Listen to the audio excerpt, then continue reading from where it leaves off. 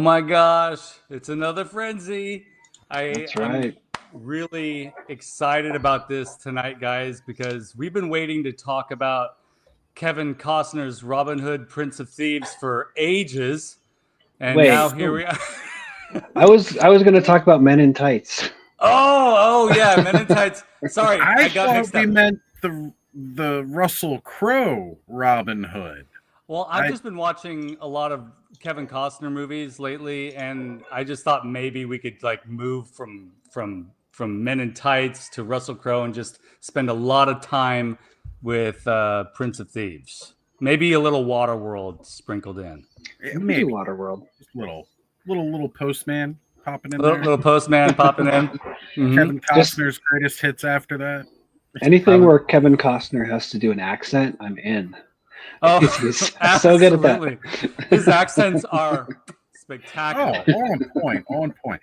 Can we talk about how they reused the Gamorrean Guard for Friar Tuck in the Prince of Thieves toys?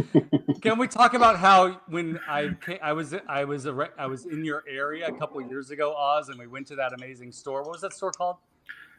Lost in Time Toys. Lost in Time Toys, and they had a Friar Tuck, and I did not get it, and I regret not getting it. You know, there's a couple things that I've thought about since that day. Yeah. And I'm like, son of a bitch, I should have just grabbed it. I should have grabbed it. And it's like, man, that's all the more reason for you to get back out here so we can go back down. But then, see, what we'll do is we'll pick you up. We'll hit them on the way back up here. But I got to bring you up here so you can have some pit beef. Oh, I would love to. Is that before or after you come to California for Motuniverse? You know. We were talking earlier about Fresno, and that is where my mom moved to. I know. She moved away from Maryland. So, I mean, there's apparently part of the universe is calling me at least to Fresno. Well, what I've learned after years and years of being a Fresno enthusiast is everyone is connected to Fresno in some way. And Adam, we're going to figure out a way that you're connected to, besides just me. We all still need to get together and meet up in Fargo, though. Fargo first. That's crazy. In the Studebaker. In the Studebaker. In the Studebaker. The wood paneling all the way. Yes. Yeah. Well, how are you guys doing? It's been over a month since we talked last.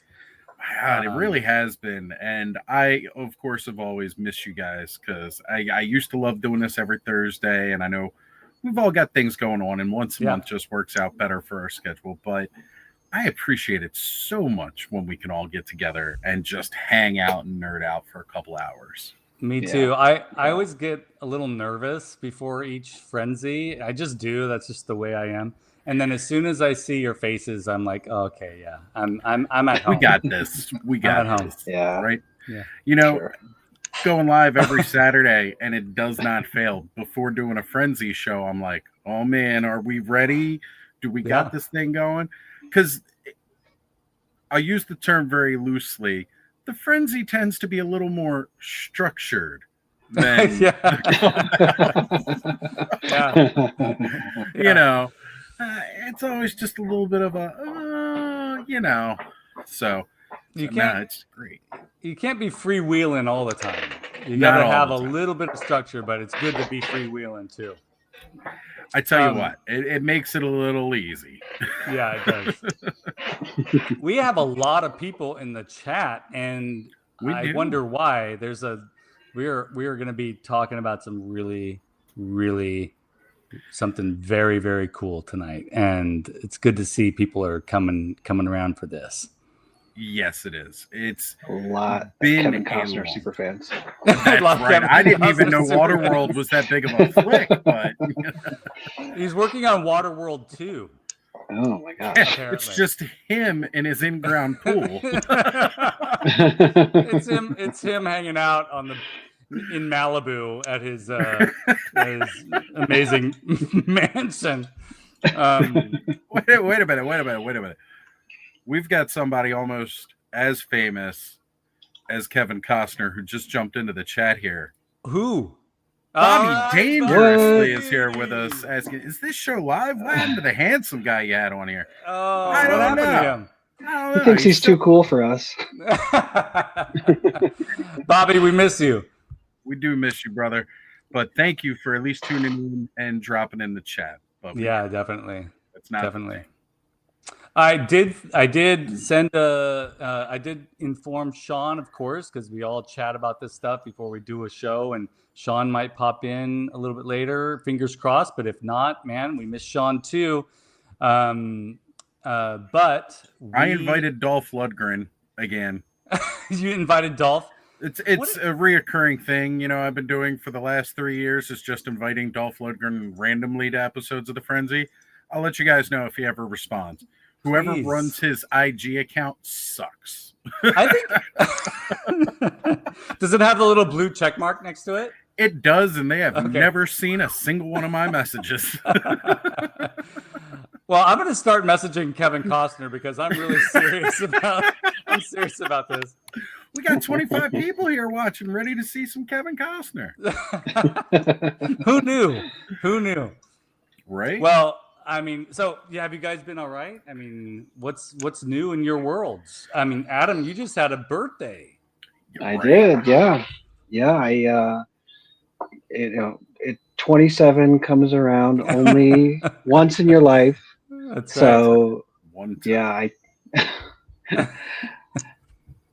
but yeah, I was telling you guys in the green room, I got the big, I got a free shelf, like a glass display shelf, which I found on the side of the road. So I was not too proud to pick that up. Yeah, I got to pick that up. Yeah. Got a few little figures and things. So yeah, it was good. And you had a birthday too, Skelly.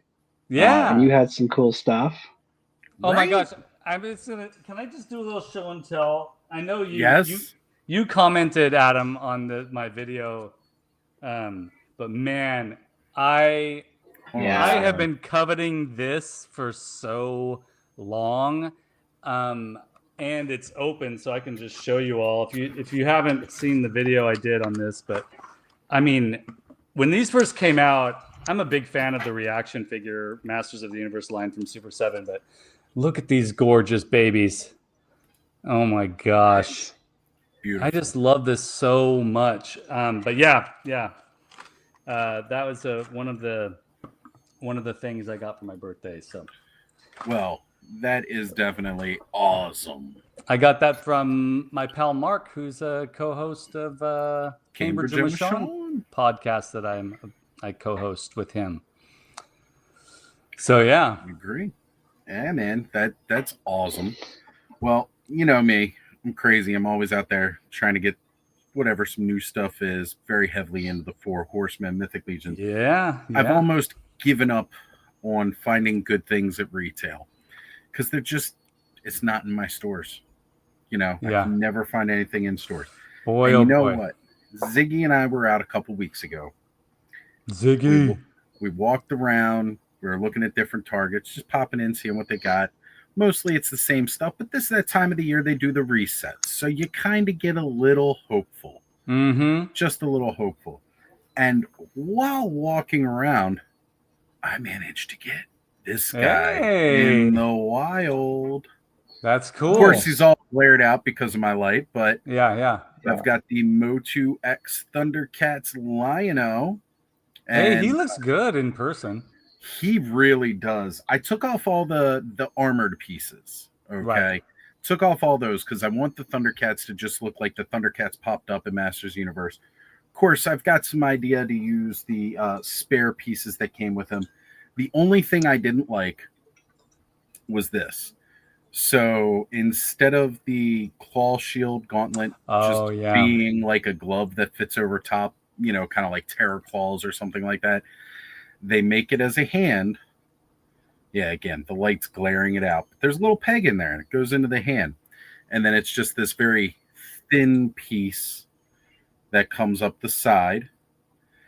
But it's got a little peg on the inside so that you can peg it onto the side of his belt, right? Okay. Cool. So cool. Except for the fact that because this is a freaking hand, when you put it on there, his thighs are so freaking muscular it doesn't sit. So you kind of gotta peg it on and tilt it towards the back like that, which again works. That's all right. Yeah, that's not bad. But it's just so damn awkward. It's a little weird. Fortunately, that's cool. we have a good friend Kenzo over at Kenzo's Customs, Kenzo's Collection. We all love Kenzo, yeah. Yeah, and he does some pretty good 3D printing. So he's got a file for like more of the accurate claw shield gauntlet, as well as a short form of the Sword of Omens. So that'll rectify that issue. It will look a lot better. But yeah, this guy is freaking phenomenal. And Ed Action Figs, he said that they had Chitara up by him at a Walmart. So he picked that up. That's going to be coming to me. He also managed to find out there too. What was the other thing I was looking for in store? Oh, yes. They did a G.I. Joe Ghost Viper in Classified. Now, you guys know, I'm not big into all the G.I. Joes and stuff like that, but I pick up a couple here and there. Mostly when it comes to the pets, because they have some of the best articulated animal figures out there. That's true, yeah. The Ghost Viper comes with Serpentor's Cobra, which is a little kind of like bendy cobra that looks really great. And it comes with a spectral black and green timber from the Snake Eyes figure. So it's, yes. So now I can actually have like some of my barbarians go on spirit quests with spirit animals. Yeah, that's awesome. That rules. Yeah, I think so. So our buddy Uncle Sean just showed up. That's fantastic. Uncle Sean. How are y'all doing? It's Harry Carey. It's Harry Carey. Oh my gosh, that's great. We can tell Sean's had a long day. Had a long week. Oh yeah, haven't we all? So, Sean, glad you could join us. This is going to be a big night tonight. We haven't even really jumped into this yet, but I guess we can do that now. We're going to be talking about a Motu convention returning to California. Our friends Mike from Eternian Royalty and Mega J Retro are here. For those of you who are actually here for this, you are getting it. We're not going to be talking about Waterworld and Robin Hood, Prince of Thieves, even though you're probably disappointed in that. But we're going to be talking about this Motuniverse convention that is actually going to be happening, which is super cool. But I don't want to talk too much about it. I don't want to really reveal too much information. But I think we can welcome our first guest in at this point. What do you guys think? I think so. We definitely want Mike from Eternian Royalty is in the green room right now, and we definitely want him around for us to go through these comments, because there's a lot of great comments coming through, a lot of enthusiastic folks out there. So, everybody, let's welcome Mike, Eternian Royalty Mike. Yeah. What's up, guys? What's going on, Mikey? Sorry, I'm not Kevin Costner, but close second. Very close second. Very close second. That's for sure. But we're really happy to have you here, Mike, because we are all super excited about this. Me in particular, because I'm from California. At least it's from the Frenzy family. I'm a Fresno Frenzy not. So I'm definitely excited about there being a convention in California. But so Jay's having some technical difficulties still? Yeah, I don't know. I tried to reach out to him to see if he's figured it out. Okay. No response. So I don't know what's going on with Jay. The internet, man. Yeah, first off, thank you guys for having us. Yes. We just want to spread the word and get everything out there. Yeah. Be as transparent as possible with this whole process. We're trying to build a con from the ground up, which is kind of crazy. It's amazing that you guys have taken this on. That's huge. It's not kind of crazy. Yeah, I mean, it's nuts. It's legitimately nuts. When we first were talking about it, and I think we actually approached you guys as well. Yeah. We were like, "Are we crazy? Are we crazy for doing this?" Yeah. No, I remember you guys asking that because I said, "Yes, you're freaking nuts," in the most excellent, awesome way possible. Right. You guys are freaking out of your minds, and I love it. I absolutely love it. I think we can say this here because we're all extreme Masters of the Universe fans. If you're as into something like we are into Masters of the Universe, that comes with it a little bit of crazy, a lot of it of crazy, and we are all definitely in that space. But to take on something like this is huge. I mean, we're not going to shy away from how big of how large the pool is that you just jumped into. Yes. And we're going to get into. There was days where I felt like I was over my head, and luckily Jay's there and the rest of the team, because I'm like, oh my gosh, I had never contract negotiated before and things like that, and it was a little frightening. Yeah. But, Jay's cool and collected. Oh, it's all part of the game. Don't worry, Mike. Like, oh my god. Okay. That's Jay's MO. Like, I feel like we gotta get a Mega J like voice for Siri or for maps, so that we can just hear that calming voice and say, or you say like, "Holy crap, you're supposed to turn right at blah blah blah." Yeah. He's any he's wrong a good turn is a holy crap. and that's as bad as it gets. That's as bad as it gets with Jay. So that's awesome. I think it's because he's Canadian. I think so, and we love the Canadians. So let's have a look at the chat, because there's a lot going on in there. Yeah, definitely. Let's see if I could speed run this. There's a lot of first time names. Yeah, that's cool. So we'll see how well I do. We've got Pedro Rivero saying, "Hello, Jay, Mike, Skelevator, Adam, Bobby, Ostradamus Toys." What is going on, Pedro? JMax77 is in the house saying, "Good evening, friends. So wonderful to see you." Yeah. We've got Jordan from Canada, and we know that's where he's from because it's in the name.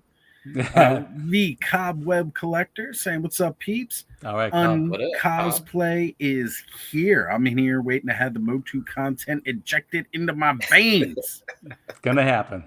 We had the man, the master of printing, Alf Inflict himself is here with us. What's going on, Alf? Yeah.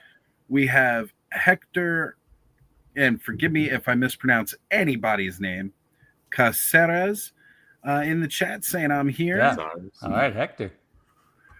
Mauro Bastiani saying hello, guys. All right. Double tagged. Alan. We got Alan, still B Studios. Man, I haven't talked to him much lately, but we all know that is because it is that time of the year. It's his season. It is his season, like full bore right now. Probably won't be seeing him live anytime soon outside of the haunts. Until sometime in November, but we'll see, because Christmas stuff is getting just as big. Yeah, that's days. True. That's true. So when you guys had him on last year and he gave that tour, that was my god, crazy. I've been trying to get him to do it again on Clubhouse, like just randomly, because he said the one night he goes, "Yeah, we're going to be opening up, so I'll take you guys through," and then like he popped in the chat for like 2 seconds. He said, "I take it back." Like, I can't do it. Well, yeah, he'd go through and it's like you think it's ending, and then all of a sudden he just opens a door and it just kept going. He is a master of his craft. I mean, it is remarkable what he does.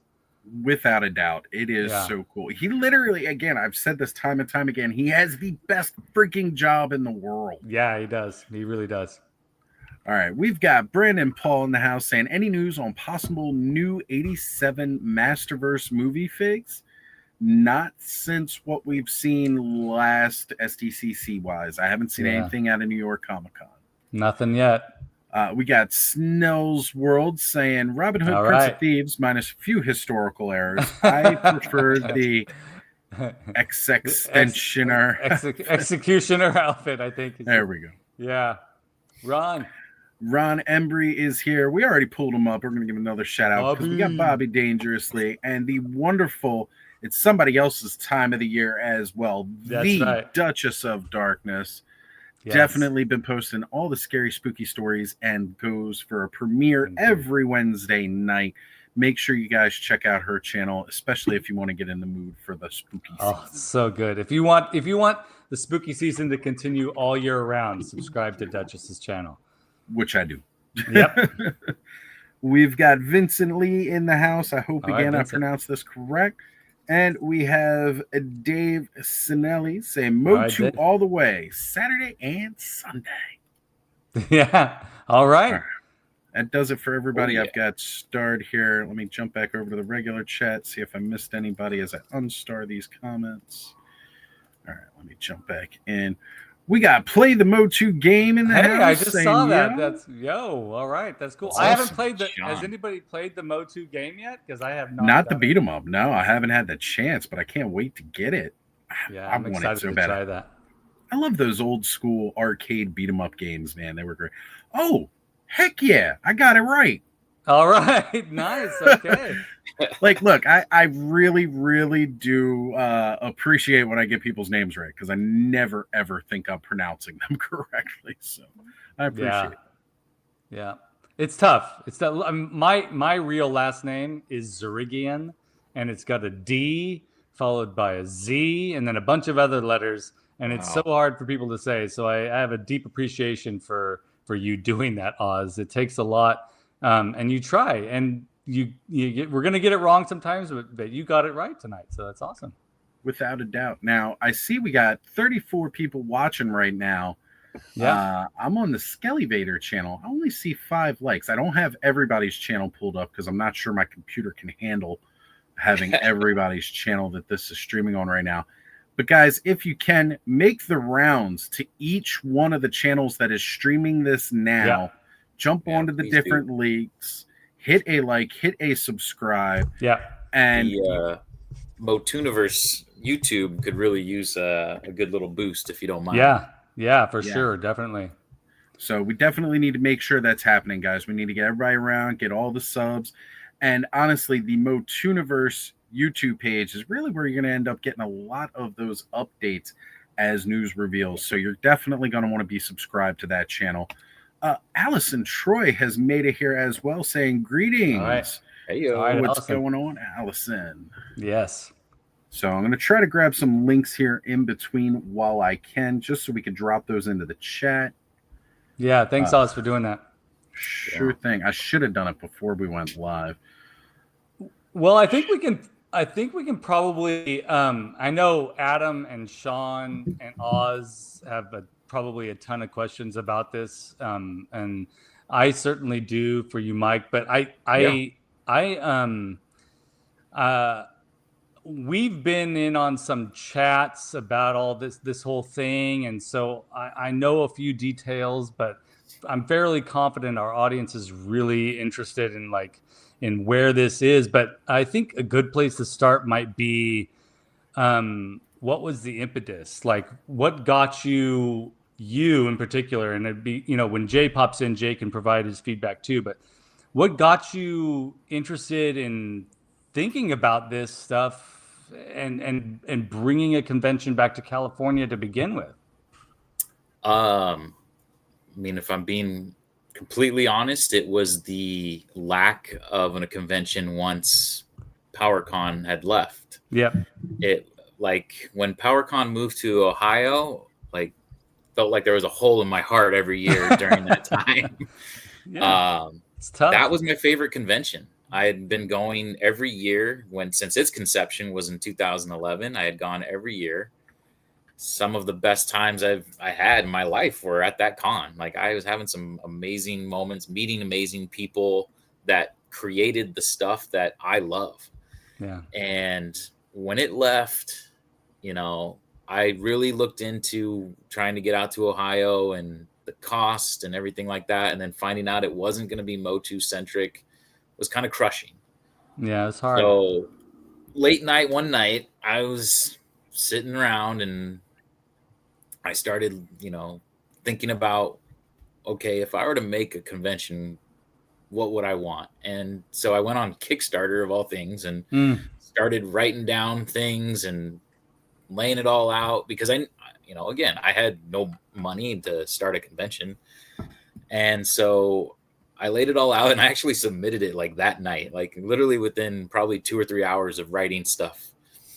And Kickstarter came back the next day. Actually, it took a little bit of time, and they actually wrote, they're like, we really like this, but it's very bare bones. So come back with a little more, meat on the proposal here, and we can kind of go from there. Well, that was 2022, like I think just a little bit after PowerCon had left. And I had that feeling again that I'm like, what am I even doing? I'm well over my head. Like I don't know how to put on a con. And so fast forward to, there he is. He's alive. He's alive. He made it. I'm surprised they got this working. This is my old laptop. This is, oh wow. Yeah, it's not even technically it's anyway.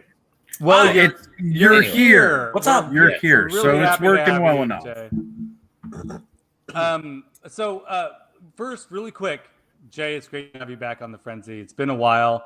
So happy to have you back here. And we're really we're what we've done just now. We got Mike talking about how this whole thing came about, and then we can get into all the other details too. So keep going, Mike. Yeah. I'm actually, he hopped in at a perfect time, because now you fast forward until this past summer. This was probably a little bit before San Diego Comic-Con, finding out Jay was going to come out here and things like that. And we started talking, and I was telling him how I missed PowerCon, and that was my favorite, even more so than San Diego Comic-Con. And Jay started mentioning about having experience in conventions and throwing these conventions in Canada. Yeah. And we got to talking, and it came down to I don't even remember who came up with it was obviously Jay wants to give me the credit, but really it kind of was like this back and forth of we could do this. And I was like, yeah, we could, why not? If we get enough people from the community and we build this, we can make it happen. I feel like it's possible. And that's exactly what we did. We started talking to you guys. We started talking to you guys. We started talking to a bunch of people that we knew in the community. And honestly, the feedback was I want to help. What can I do? I want to help. What can I do? Hey, I know this person. I can talk to this person. I can do this. I can talk to this person. And the response was just so overwhelmingly positive that it was okay, we need this now. It became more of a this has to happen kind of thing, as opposed to just shooting around, ideas and things, right? Yeah. And then it got serious, and I was like, okay, well, let's start calling some hotels. And Jay, actually, thank you, Jay, because he kind of was like, okay, this needs to happen, this needs to happen, this needs to happen, this needs to happen. So we got our LLC. We started calling around all these different hotels.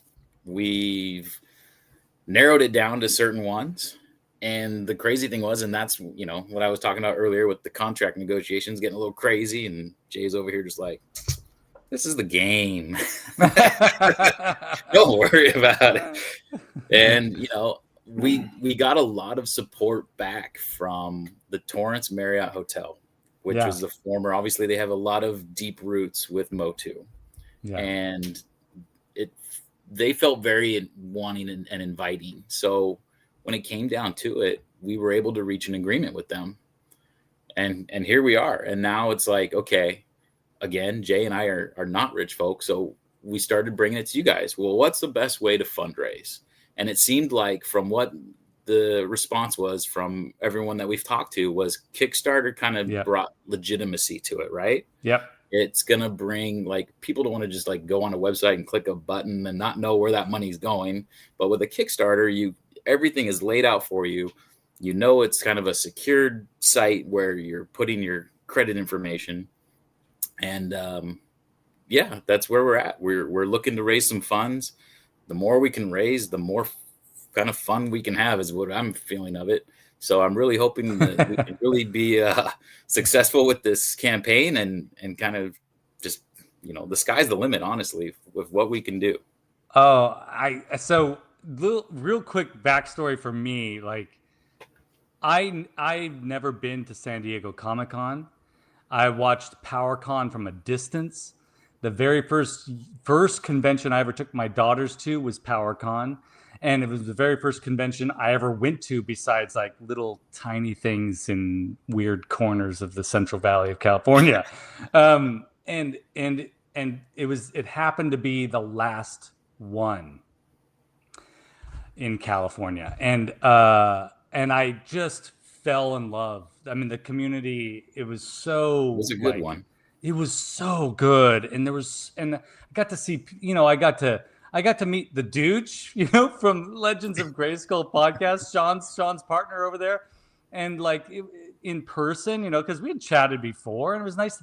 And Motu Joe and a few other people, and it was huge for me. And nothing wrong with moving the convention to Ohio and having it change and evolve into other things. Of course, we understand, and the Mattel leaving the convention and all these things, I'm sure it gets complicated. What do I know? But I do know that there is an audience in California, and it's almost like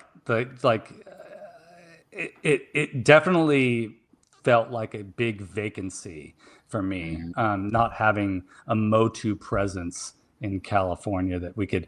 I mean, I went to the Mattel store the other day, a few weeks back, and that was huge, but it felt great. But it was so, it's not the same. It's not the same. And so when you approached us in the Frenzy about this stuff, and Jay approached us, and I was beside myself with joy. I immediately talked to my wife that night. I was like, "Hey, just so you know, we're going to this Memorial thing, Day weekend. It's booked. Like it's gonna happen."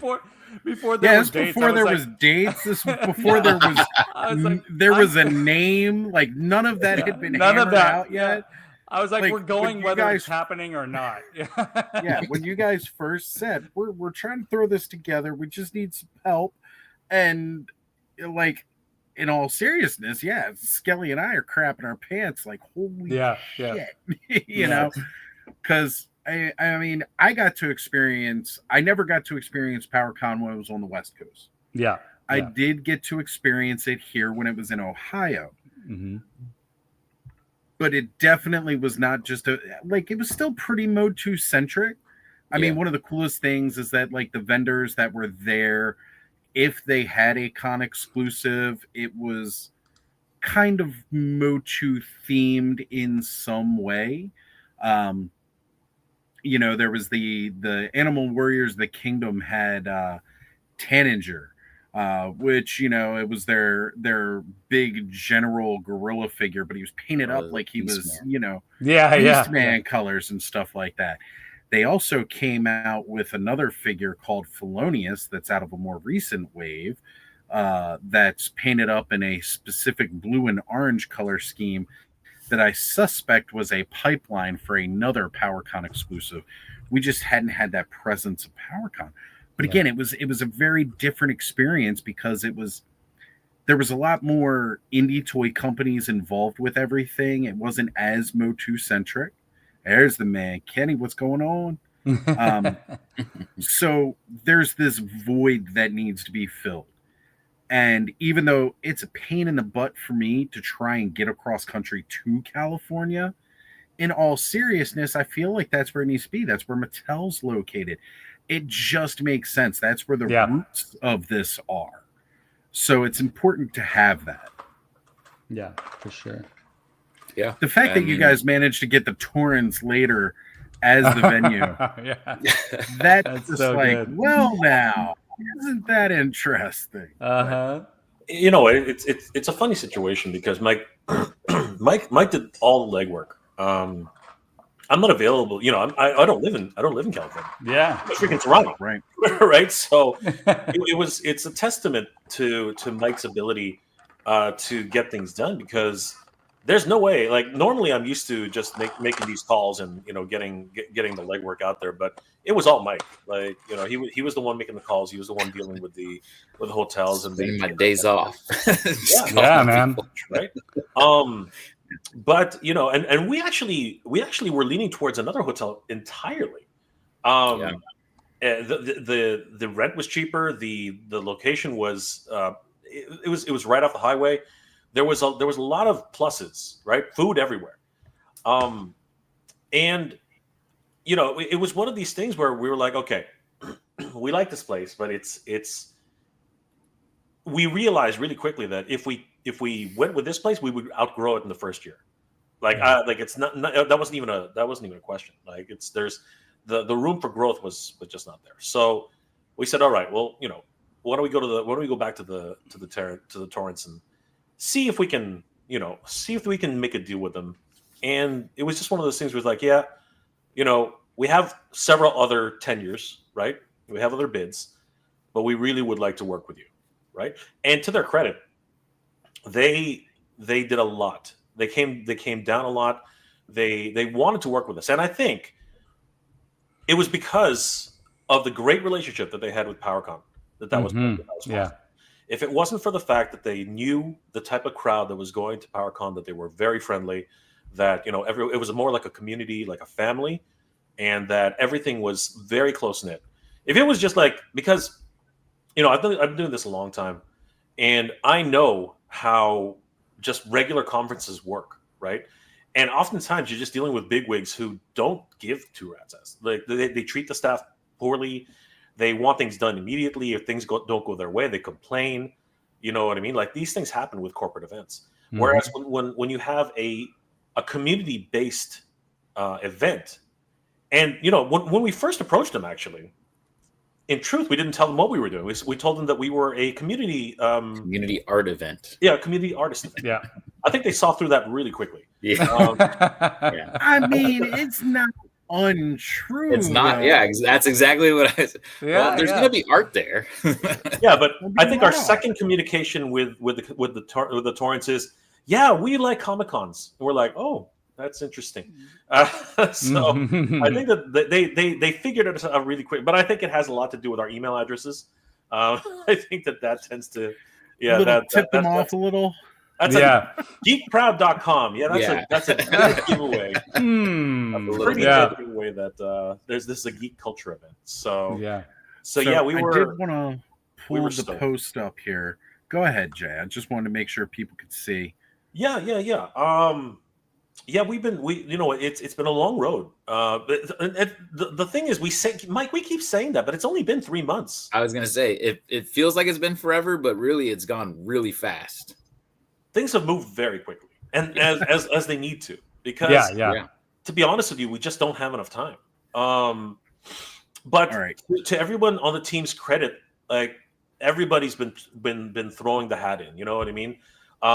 We have Derek, who is actually been at several conventions, just trying to find vendors for us, and he's just like where did he go that last convention? I think he went to Los Angeles Comic-Con. Comic-Con. Yeah, and he literally just went table to table. We're like, did you even go to the con? Yeah. Did you just go and? He basically worked all the entire convention. He literally just shook hands. He literally just shook hands and said, "Would you like to be a vendor?" And that's all he did. That's the whole weekend. We're like, dude, did you enjoy yourself or not? Right? I mean, it's really important, right? Yeah, but he had a blast. He networked the hell out of it, though, because he made some really good connections. Yeah, good. And we have and here the other thing is, we have a lot of people who have come to us via alumni of PowerCon who want this whole thing to do well in California. Yeah. And I want to say something. First of all, we want to make it clear that we want PowerCon to do well. We want PowerCon to continue. We want PowerCon to be. Yeah. We want PowerCon to come to Motuniverse. Yeah, 100%. We want PowerCon to have a table. I want Val to be there, and I want Val to tell stories about PowerCon.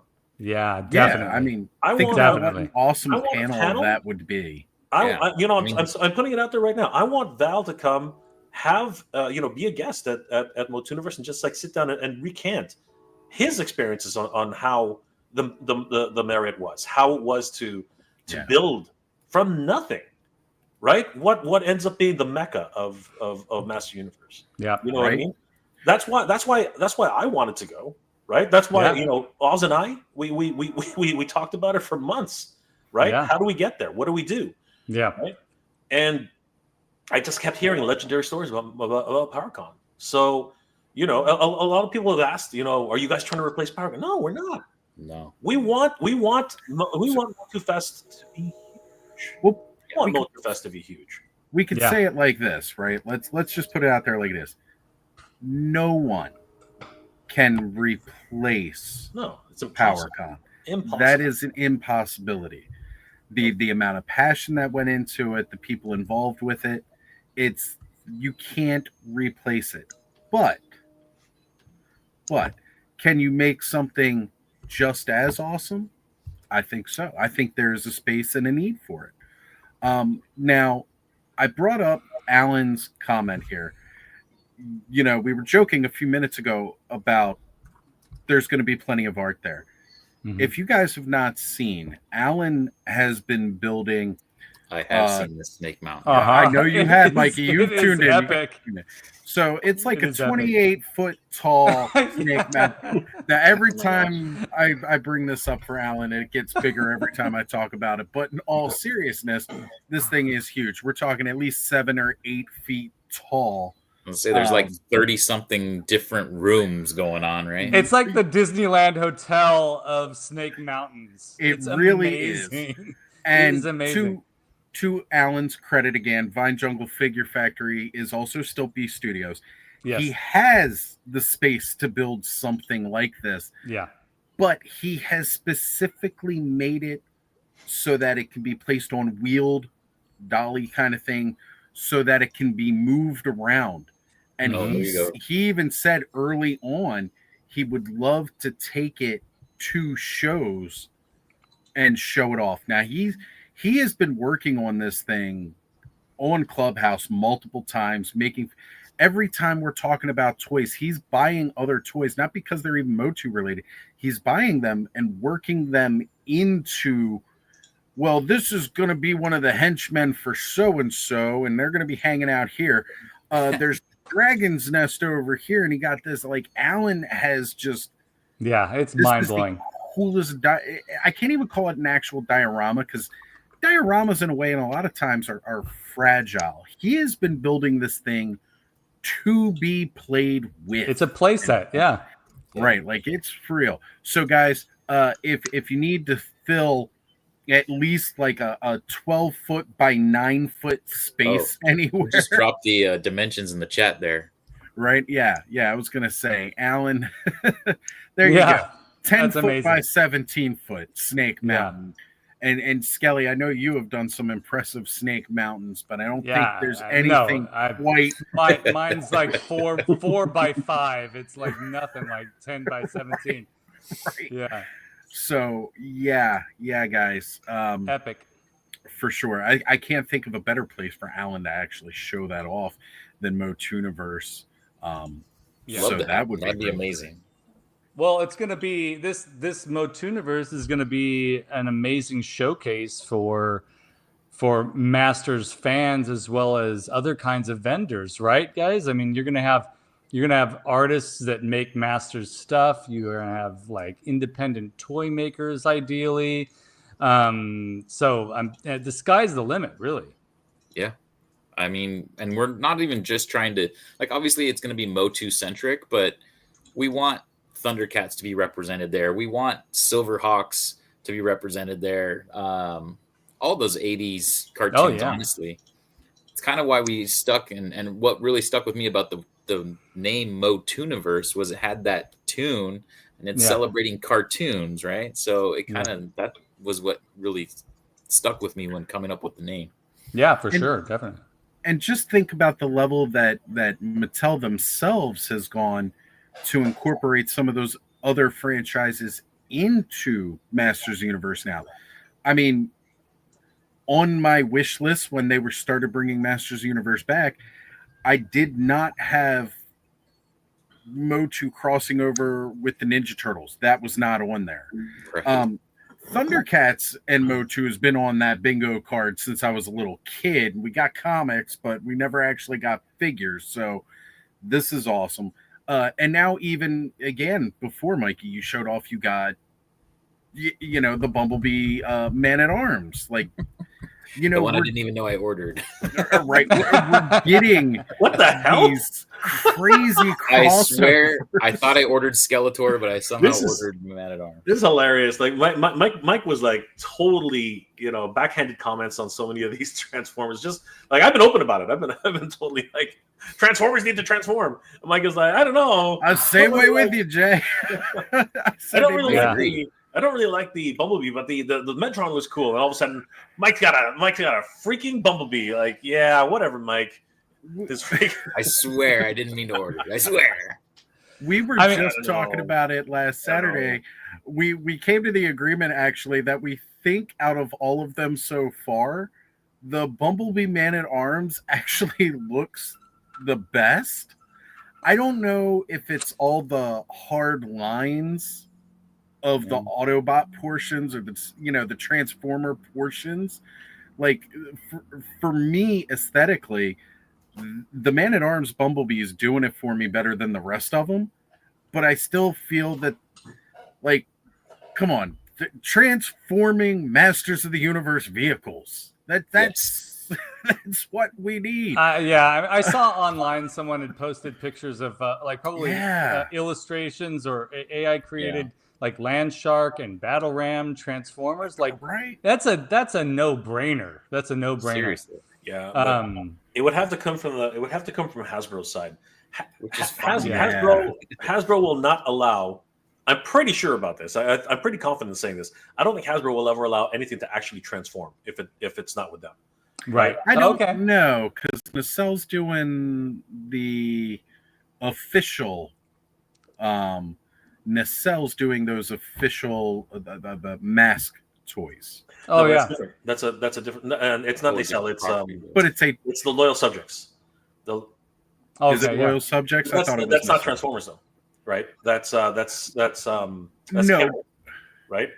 Which is under the Hasbro umbrella, but obviously with Mask. If it's not, if they don't transform into something, that's not Mask anymore, right? Oh, good to see Toy Collector Magazine in there. All right, Blake. What's up, Blake? What's going on? Now, I think it's important to note also that there will hopefully be maybe some podcasts represented, maybe Legends of Grayskull podcast will be there. Maybe Podcasters of the Universe guys will come out to that. Maybe maybe He-Man.org could make maybe He-Man.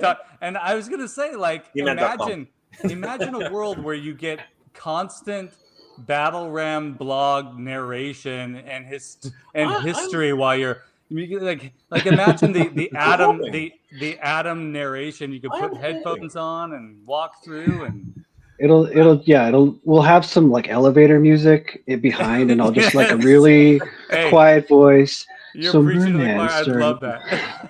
Adam's a moderator already. He just doesn't know it yet. Yeah.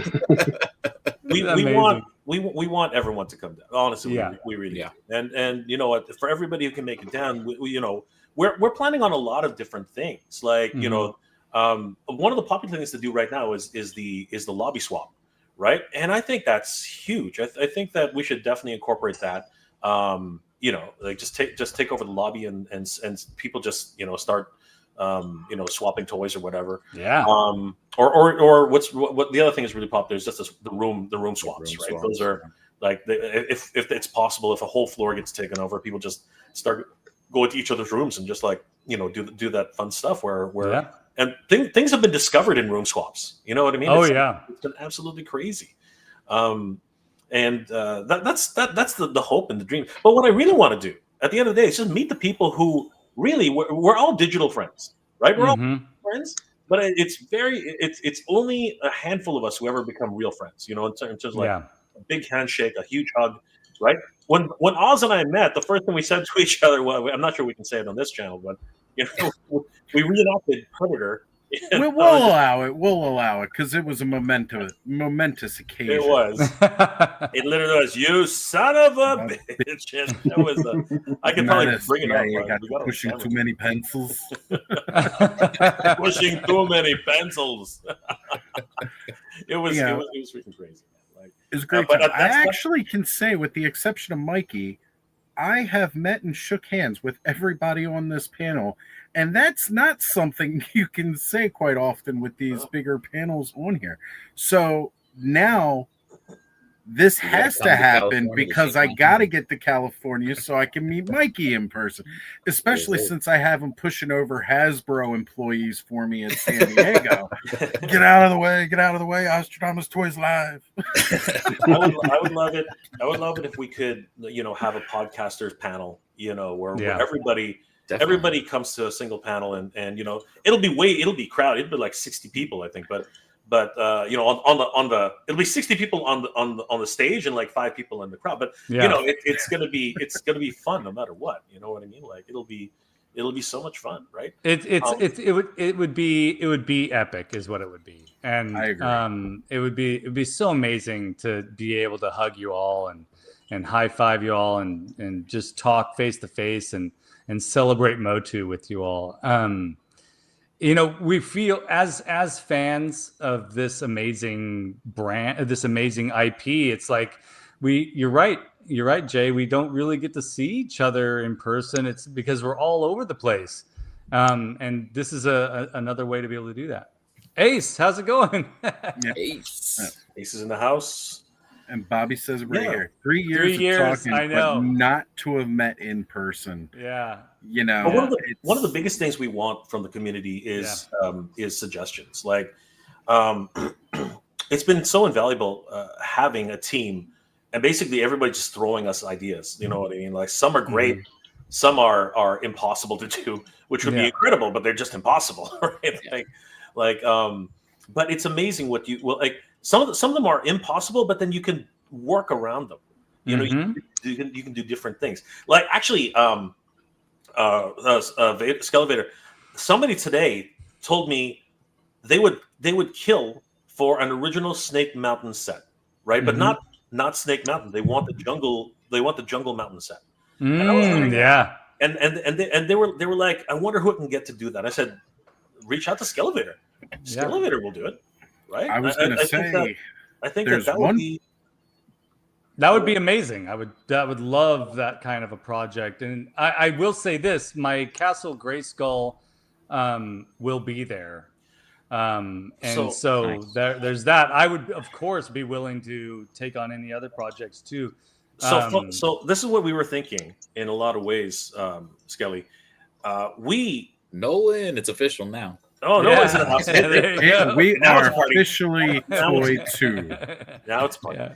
What we would like ideally is if we reach our final stretch goal, which will allow us to have as many rooms as possible for this event.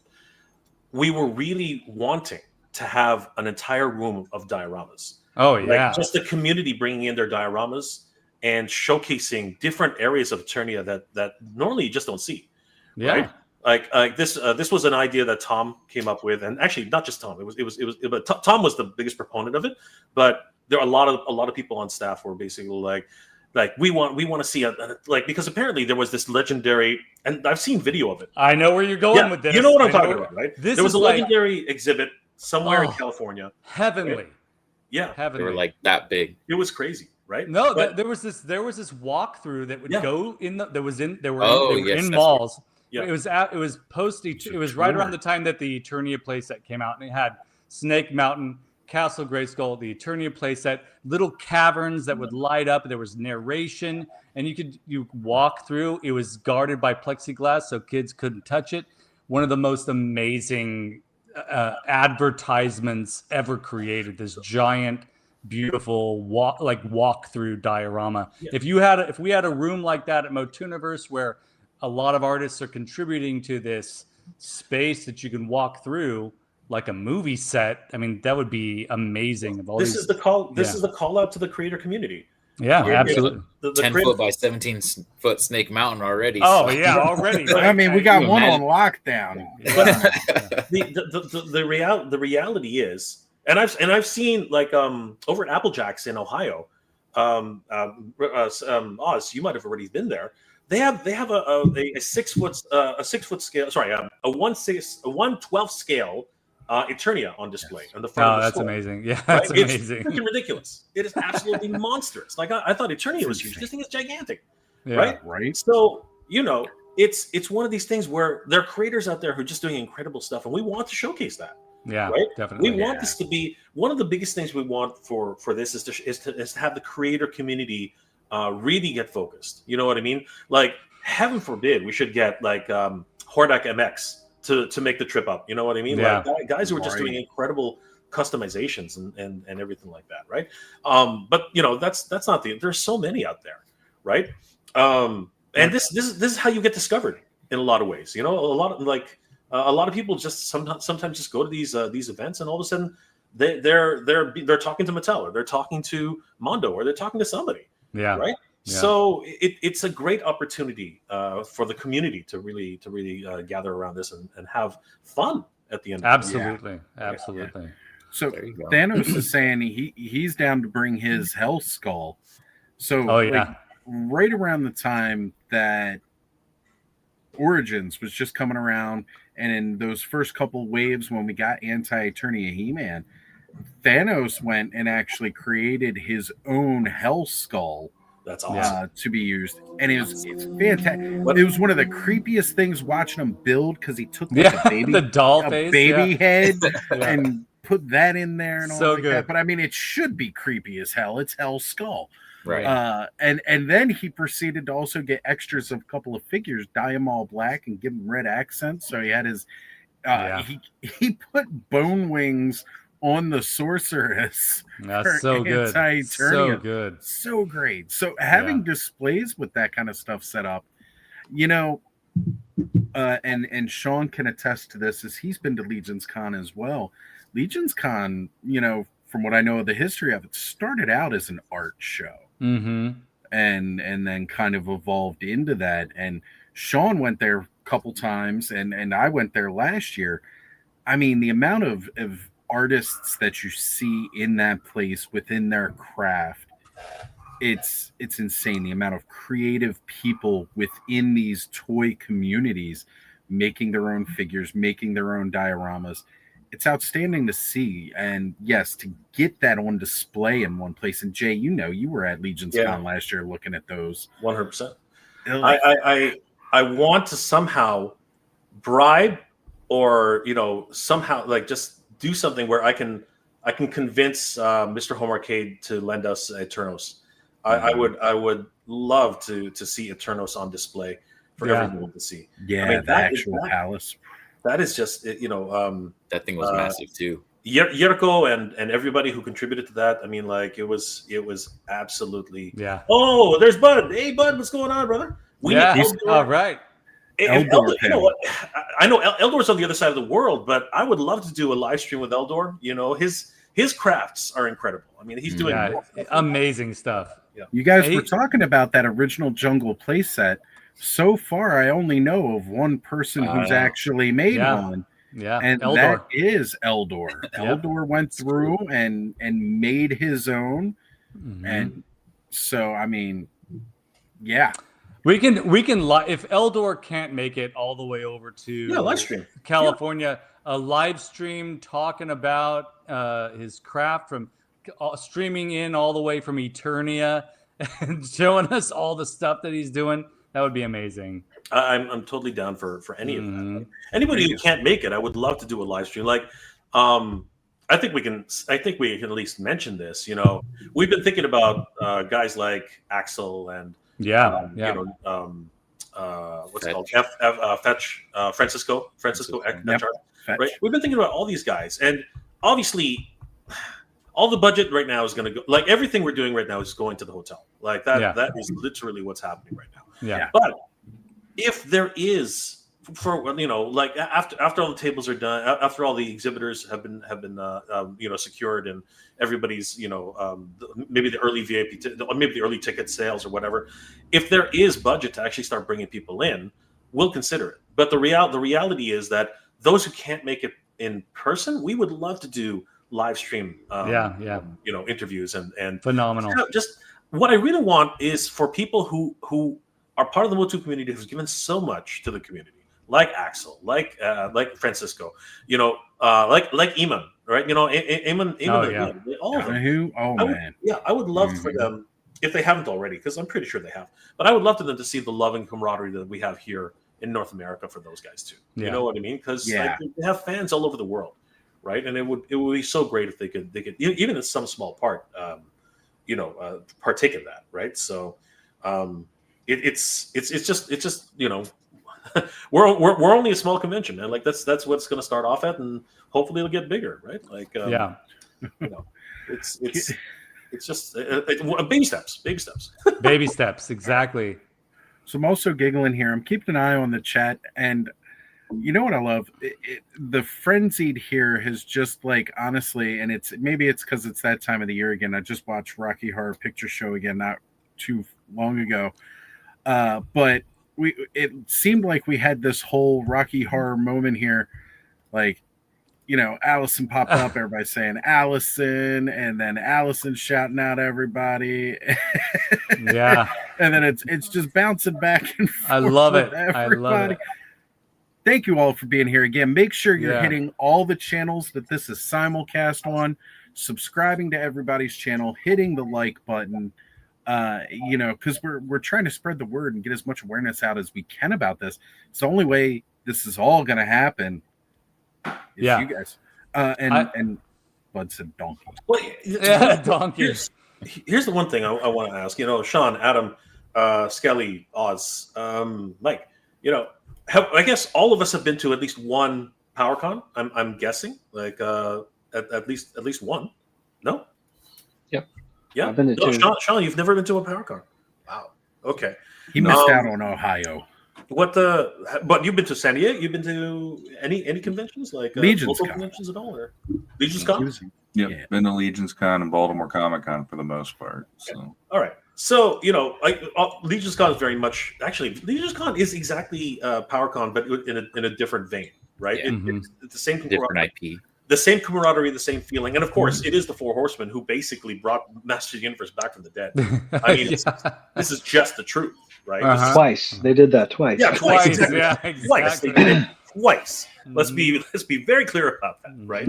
So the reality is, from both of those cons, we would like to know, because there's magic there. So out of everything, I think Mike and I could use some perspective. What was the most special thing that you guys took from those cons, or remember from those cons, that maybe we can help to incorporate into Motuniverse? Because we would love to learn from other conventions. Like, that's the biggest thing about this. It's all a learning experience, and being able to have similar experiences which we can bring to our event as well. So what would you guys say what was like something that was truly memorable at any con that you went to?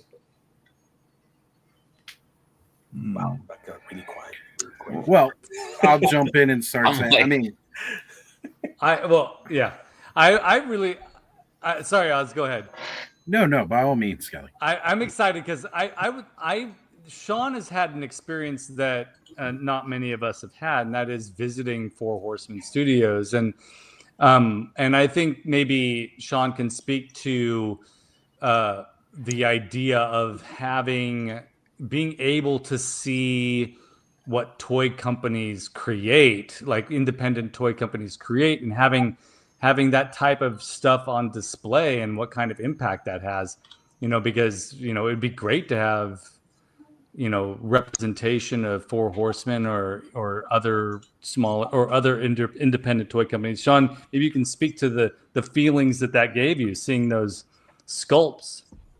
Yeah. I mean, for me, it was, I'd say there's a top 3 for me of what I took from those experiences, and one of them definitely was intern for the day, where I was a guest. I wasn't an intern, but I was a guest, so I was like a +1 both times.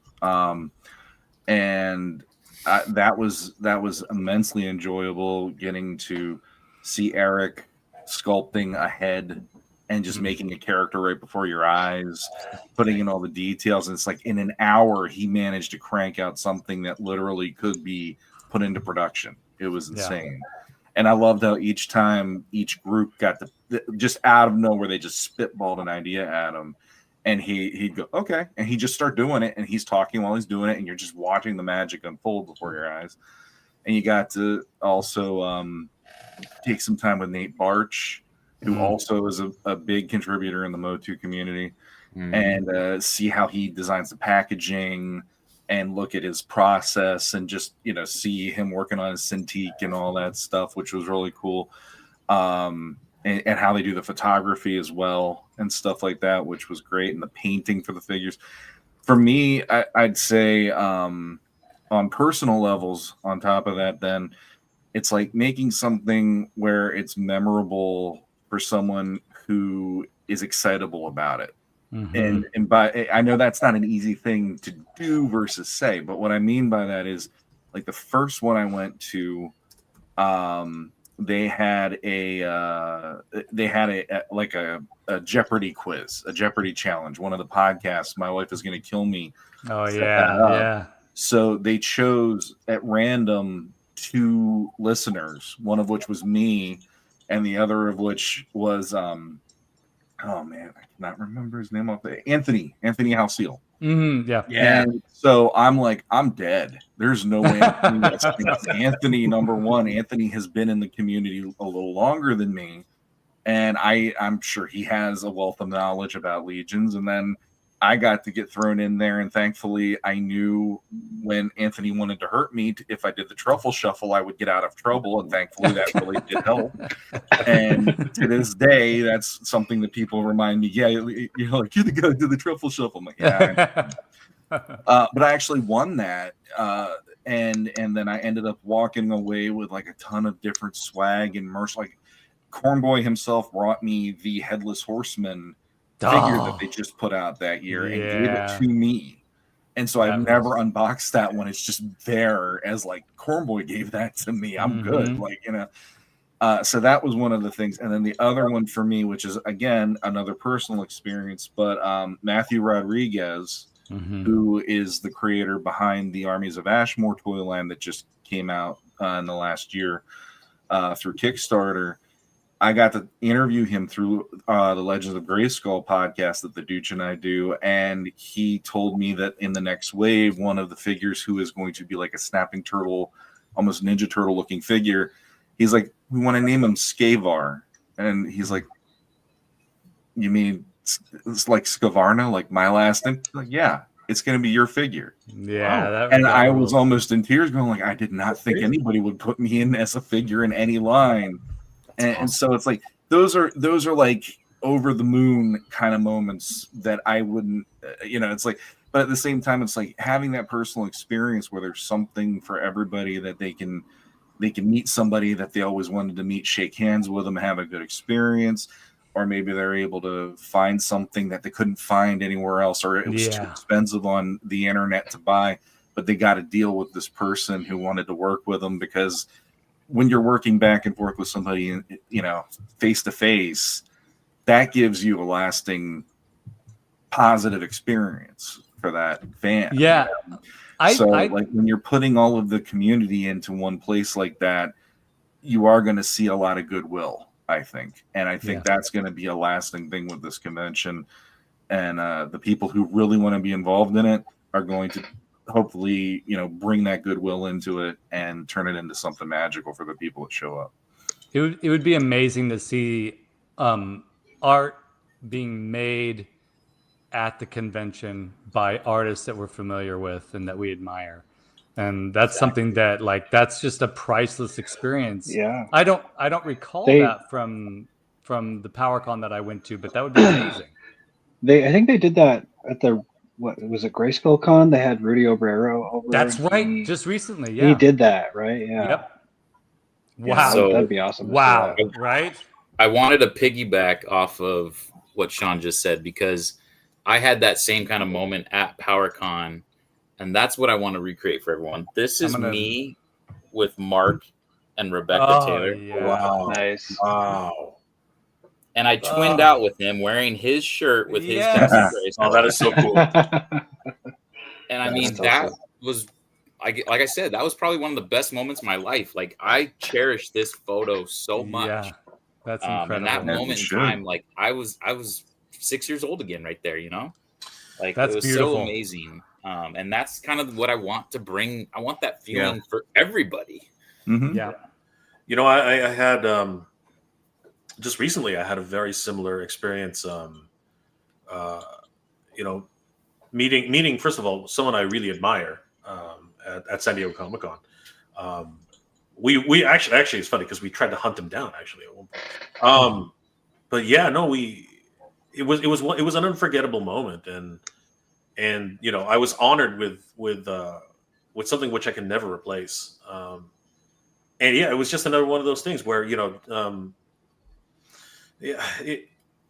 just like Sean said, it was when somebody comes up to you and says, "Hey, I want to make something, a character for you, you know, of you, or you know that you know, we want to insert you into this," right? And like, I had no idea that was even possible, or that anybody would ever do that. You know what I mean? And it is that special moment, and it's crazy, right? I don't think anything can replace that, right? So yeah, it's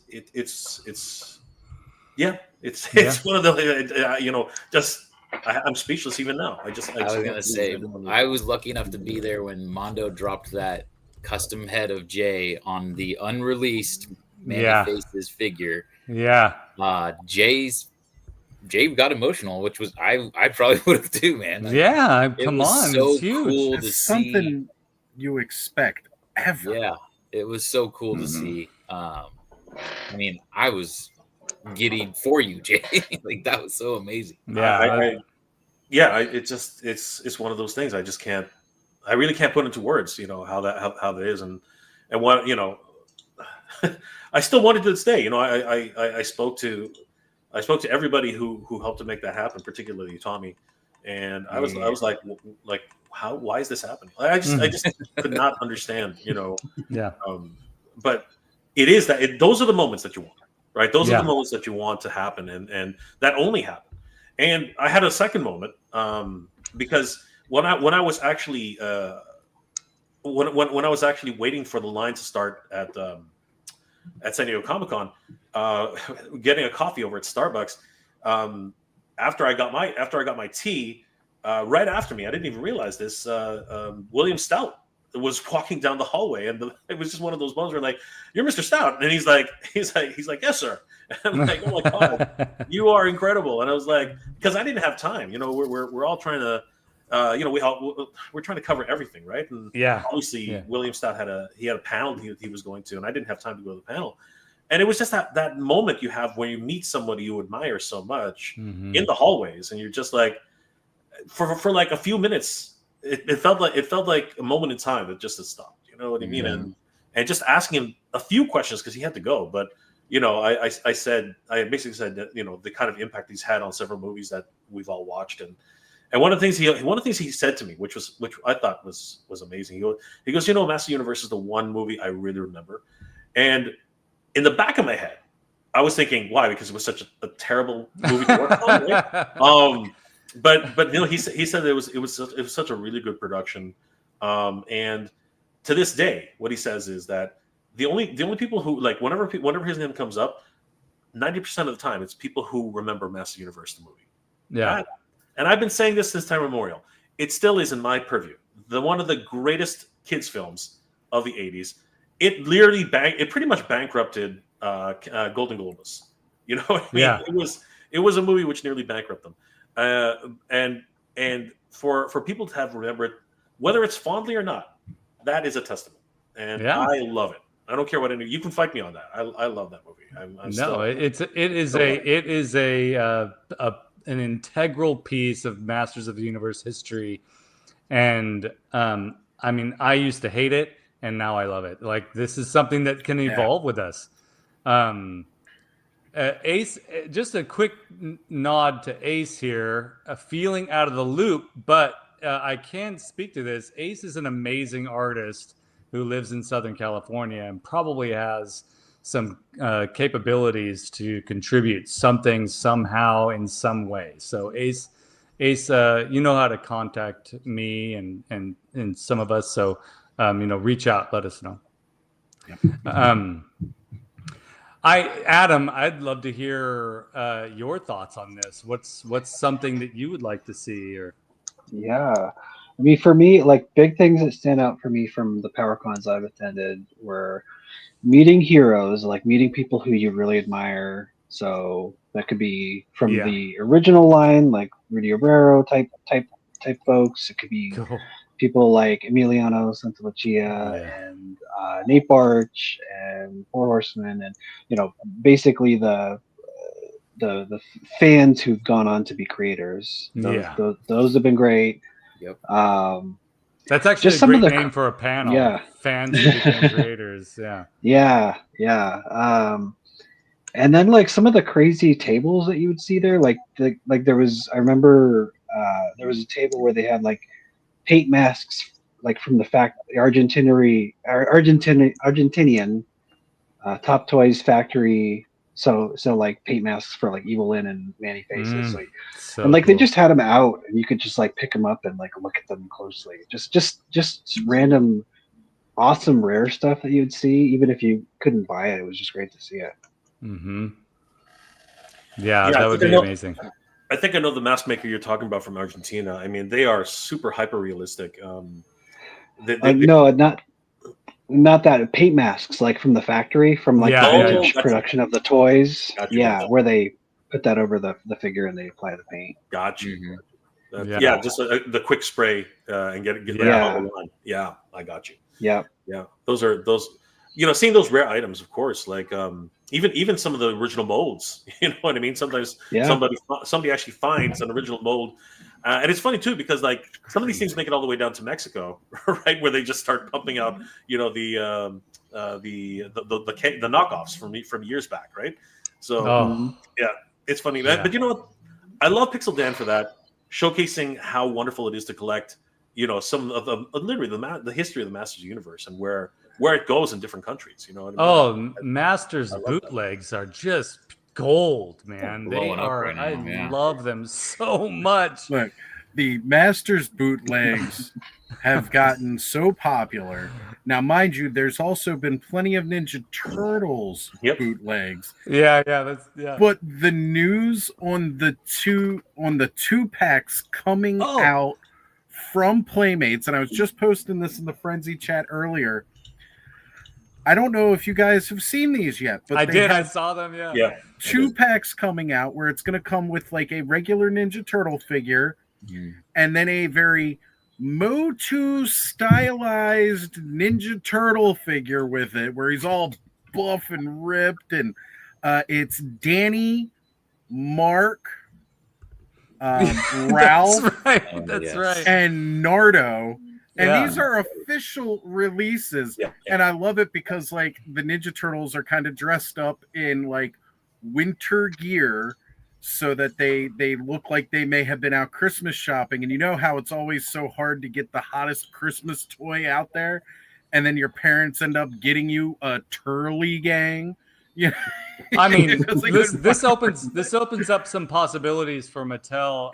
We've talked about like Mattel should do a Fuerza T line, or I'm still waiting on it. There's so many possibilities with this. What a relief to see a toy company, do something like this. It's huge. Oh, we got a little friend. Yes, we do. Yeah, my little puppies. Oh my gosh. We're all dog fans here. I'm telling you, one of these days, I'm going to rename the clubhouse Pet House, and I'm going to have everybody come on. We're just going to put our animals in front of the camera so everybody can have their dog and just have it sit like that for a while. That's so we're talking about the things that we'd like to see from a convention. One of the funnest things that I remember at PowerCon from 2023 was assembling the Orko spell. Wow. That's really cool. So I've still got those. I've got them all. The little paper card I had them all on got torn. on the way back from PowerCon, but I saved all the buttons, and they were different sizes. But it was the original Orko spell from the accessory when you were a kid, and you had to go around and find the vendors' booths who had them, and it was $1 a pin. You picked it up. If you completed the whole set, they gave you that card. That's why I'm pissed the card tore. But you just, after you collected all of them, you pinned them on the card. It's something simple, but it really makes you try to walk around and see everything. And the craziest part is a lot of them, like I think one was at Pixel Dan's booth. The other one was, of course, with oh my god, my mind's blanking. But the Fandom Powers podcast, they like had a couple there. Joe Amato had one. Right? Joe Amato had one. Yeah. I also believe Rebecca and John McDonald had one as well. But do you know where the last one was? Was like this guy that was all the way across the convention, and he had like art prints and skate decks. Right? His booth. Cool. And like you totally wouldn't, and like none of that was even really like entirely Masters of the Universe related. But he had the little tray of pins for $1 sitting right there, and if you collected it, then you got the card. So it was really crazy that it was just like you had to hunt for these. So having like a small game like that go around. Look, Jordan, I know you got the Pixel Dan heart up, but look, I need to get back into training because I got to get in the ring with Pixel Dan, or as he calls himself in the ring, Spencer Powers. At PowerCon, he stole my pen that I had just bought from D13 Biblical Adventures, and I want to battle him for my pen back. Wait a minute. So, this is Oz. What is your wrestling name? Mine? It used to be Hyde. HYDE Hyde. That's Hyde and Spencer Powers. Right? So, but I am nowhere close to being in any kind of ring shape right now. Like I got body mass on my side, but that's about it at the moment. I'm not even gonna try to pretend. Hey, never mind. Look, I'm strong. Dan is an imposing individual. Yeah, if you've ever actually met Pixel Dan in person, he's quite the specimen. He is quite the specimen. Like seriously. So I mean, it takes a lot to catch me. He caught me. Yeah. I was going down. He caught me. So I want to just take a moment, real quick, an intermission, not an intermission, but a pause. For those of you who are listening and who are watching this, we are going to be doing a giveaway later, so stick around for that. And we are going to be talking about the Kickstarter, right? True, we are good. Yes, so we've got two integral pieces of information that you're all not going to want to miss. So, let my dog out 1 second. Yeah. So if you've been watching, stick around. Yeah. So sorry, had to throw that in. Really quick, somebody asked when is the date on this? Like when it's actually happening? It will be at Memorial Day weekend, so it'll be May 23rd and 24th of 2026. Yeah. I just had the post up not too long ago. Of course, I closed it out, but yeah, here we go. Yes, so, May 23rd, 24th, 2026. We're talking next year. And again, it's the Torrance Marriott in Redondo. Yeah. Correct. Yeah. So it's Memorial Day weekend, but not on Memorial Day. Yeah. Right. Yeah.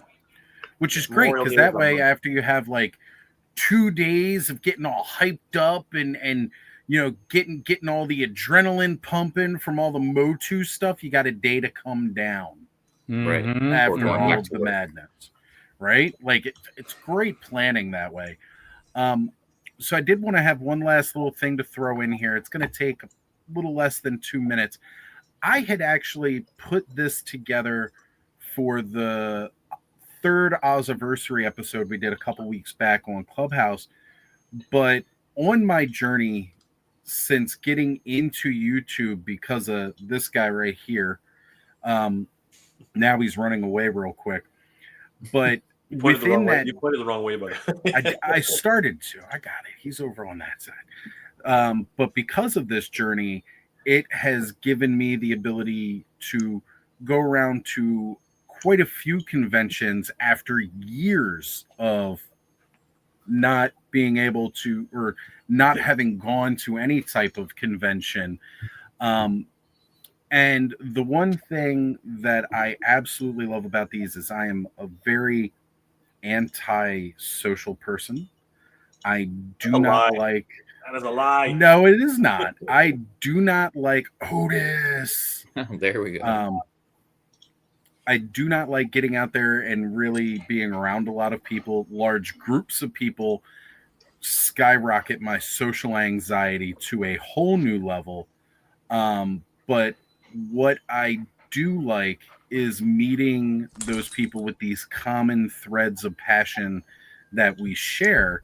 And this is what it's like with the people.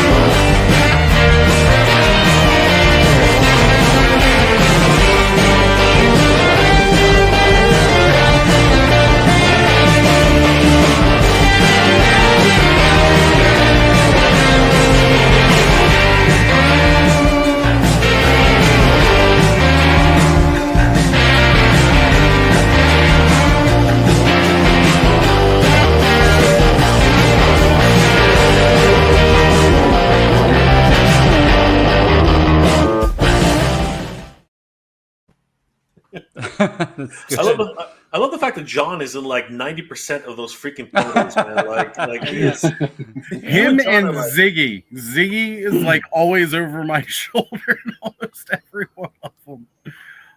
But yeah, John's always quite around because like when we do these things, we're always hanging out together. Because like we said, we don't get to see each other.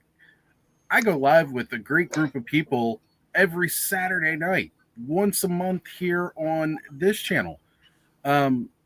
Let's see, Adam, the last time I saw you was PowerCon, right? Because yeah, you didn't come out to Legion's Con. Skelly, the last time I saw you was when we met for a burger. Jay, I know I see you almost every 6 months, but that's still not enough. You know, and that's the thing. We don't get to see each other as often as we'd like. And that's what I love about these conventions, bringing everybody together. Because I feel like, oh man, it's been forever since I've seen you last, and boom, now you're here. And that's the biggest thing. Yeah. Speaking of running into people that you admire and think highly of their work in the community. Hey, we got Josh here. Hey. Thanks for popping in, Josh. Thanks for having me, guys. Oh my gosh, all the Avengers are here together. So fun fact. Actually, Josh, why don't you tell them about Motuniverse and what it means to you? Yeah. Well, honestly, guys, I'm really excited about the convention that you're putting together. We desperately need one in the U.S. Like Germany has Grayskull Con in like the middle of the forest in like where is it, Lennenstadt, right? So I'm like, we have this massive country. There's so many He-Man fans here. I think we desperately need it. So I'm really excited that it's being put together and that it's coming from a place of love, and it's something that we've needed for some time. So I was really just so stoked when I saw the banners for it, and then I was even more stoked because I was like, "Oh my gosh, I know the guys putting it together," you know. So that was like an added bonus as well. So I'm just really excited. It's long overdue. California is a smart place to put it because not only so much the entertainment business is here, so much Motu history is here. You know, I've literally have fallen backward sometimes and running into people who've worked on Motu out here. Like Don Glut lives like super close to me, and he worked on that's like, cool. original, yeah, He-Man comics. You know, I ran into a woman who was like the executive assistant. I think her name was Terry to the original He-Man, you know, to the original Brain Trust in the you know, when they're first developing Motu, and she got to like meet Dolph Lundgren and stuff. So during when they were casting for the film. So there's so much history out here. There's so many toy collectors and vendors, and we just honestly, it was just kind of this massive black hole, I think, in the convention sphere that was so obvious that I'm so glad the right people recognized it, I dare say, and are really going for it and are putting it together, and I couldn't be more excited. Yeah. And Josh, do you want to make another announcement about your particular involvement, or like? Yeah, sure. Retro Jane, attorney, and Mike bribed me, and we begged. What are you talking about, bribe? We were like, please. Oh no, you asked first. You asked first. You asked me out first, and I said yes, just because you know. Of course, I wanted to be asked out, but I couldn't reveal that just yet. You know. Anyway, so no. All jokes aside, I'm really excited, and I will be a guest there. So that's awesome. Fantastic. I mean, we're stoked to announce that Josh Guy is going to be, he's our first confirmed guest. Confirmed, yes. Confirmed. He is the guy who's writing the current lore of Motu that we know from Motu Origins. I mean, we were super excited to have him on board. I was praying he'd say yes. I really was. I was like, please, Josh, please. I heard the praise. I heard the prayers. I was like, all right. But all jokes aside, I'm really excited, guys, and we desperately need this. You know, Transformers has conventions, G.I. Joe has conventions, Motu needs conventions. We need more. Yeah. We need US. How are there like several in Europe, right? But none in the US. And with let's not forget, Josh. Let's not forget. This is multiplying, right? Because Val is actually having a Master Universe. Like, I didn't know that. I had no idea about that. We don't know all the details. But we have, like, thanks to funnily enough, right? Mm-hmm. Thanks to Daniel Benedict, he Val made a promise, and he's a man of his word. So you know what? Huge shout out to Val, because I'm excited for Motufest. I'm very, very excited for Motufest, and I didn't even know about Motufest. So wait, the's 2 conventions that are coming. There's 2 conventions in 2026, brother. There's 2 massive universe conventions in 2026. Wow. It's getting big. And a movie. That's not a movie. It's like the 1990s when like Deep Impact came out, but then Armageddon. There's like 2 asteroid movies. I know. 2 tornado movies, 2 asteroid movies. It's the disaster central, right? This is where the kaijus are coming back together. We're all gonna destroy the world together. It's gonna be fucking awesome. It's gonna be awesome. What, I have a question. Do you know where Val's convention is gonna be? We have, as far as I know, we have no details. Yeah. We have no details. He's dealing with a lot right now. So I'm amazed at the workload he can take on. Honestly. He's an incredible person. That way. Yeah. He's like working on comics. He's working on books. I mean, like, he just finished a freaking turtle book with Pixel Dan. Like, the man is insane. Wow. He takes on way too much. I didn't know he worked on that toy book with Pixel Dan. Mm-hmm. Yes, he did. Wow. Yeah.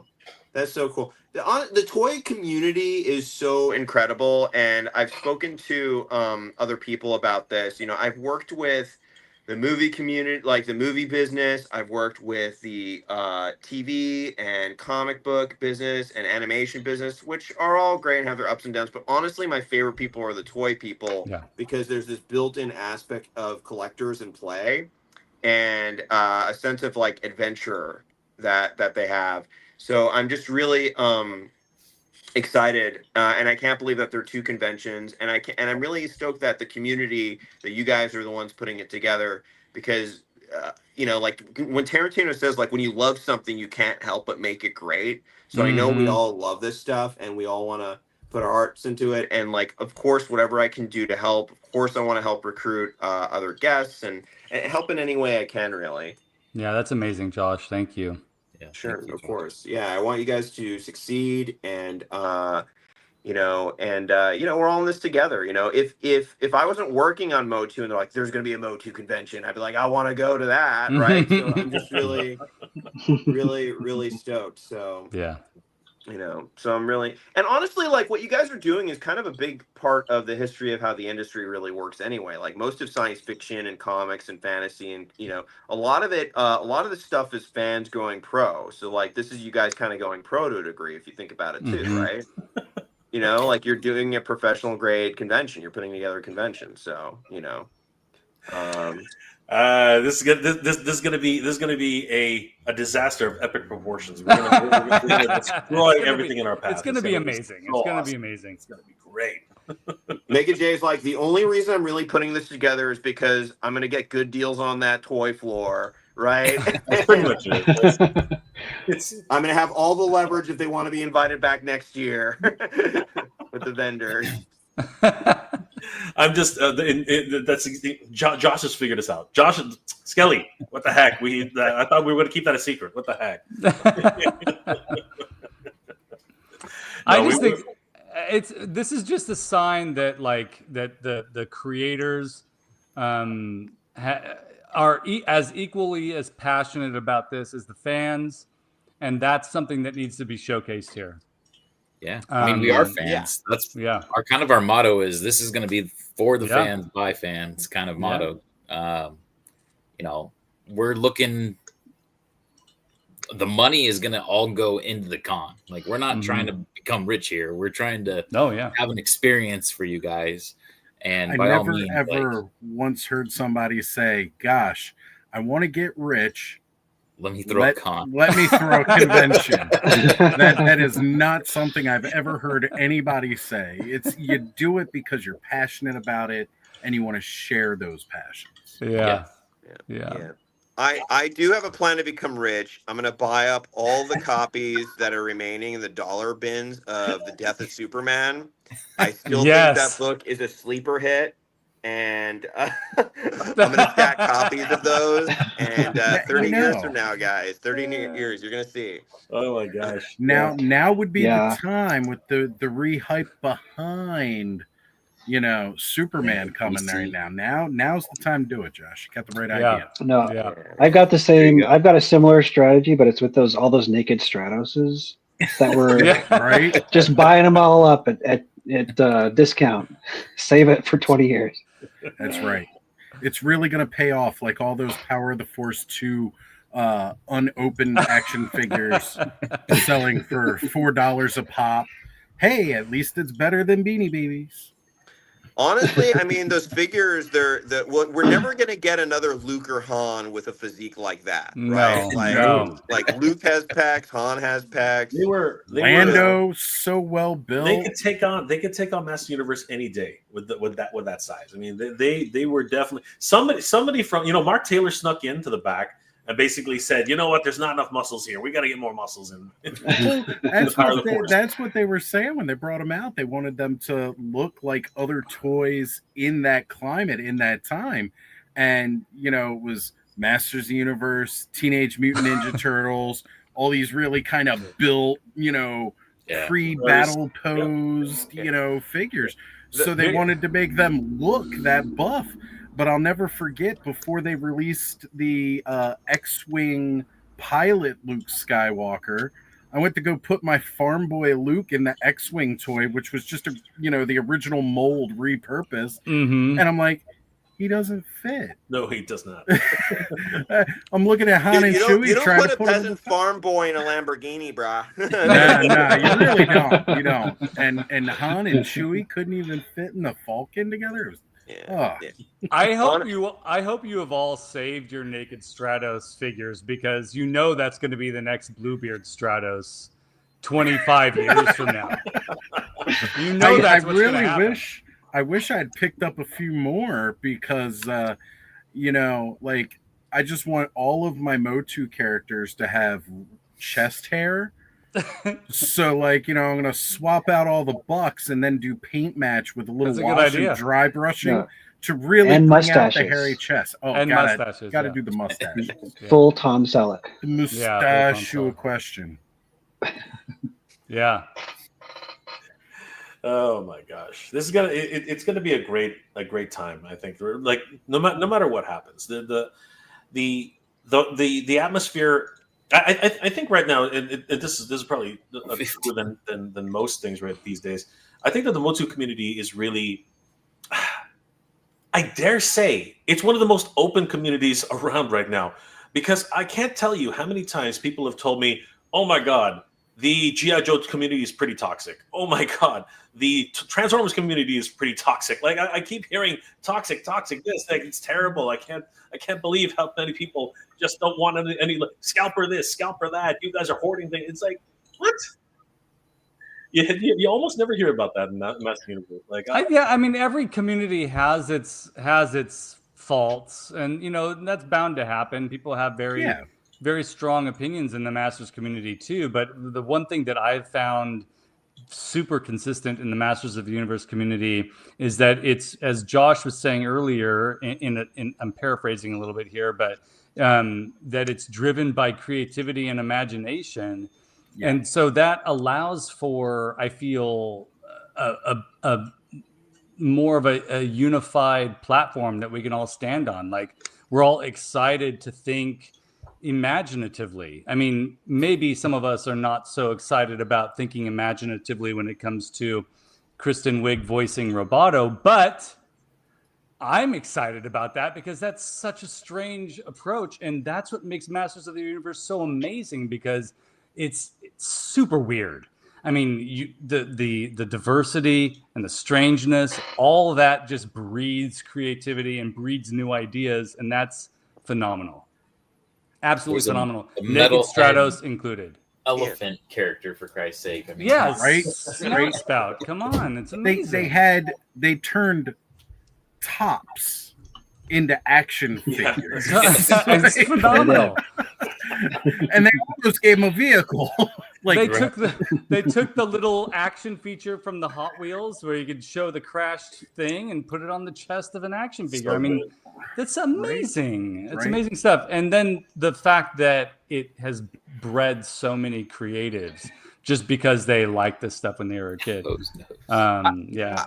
Allison, I wish the toy business still had some of the 80s attitudes, with like, okay, let's take some of these Japanese robot things and meteorbs. There we go. And Takara's busted out. Takara's busted out. Buddy, get in here. Let's slap some lore on this.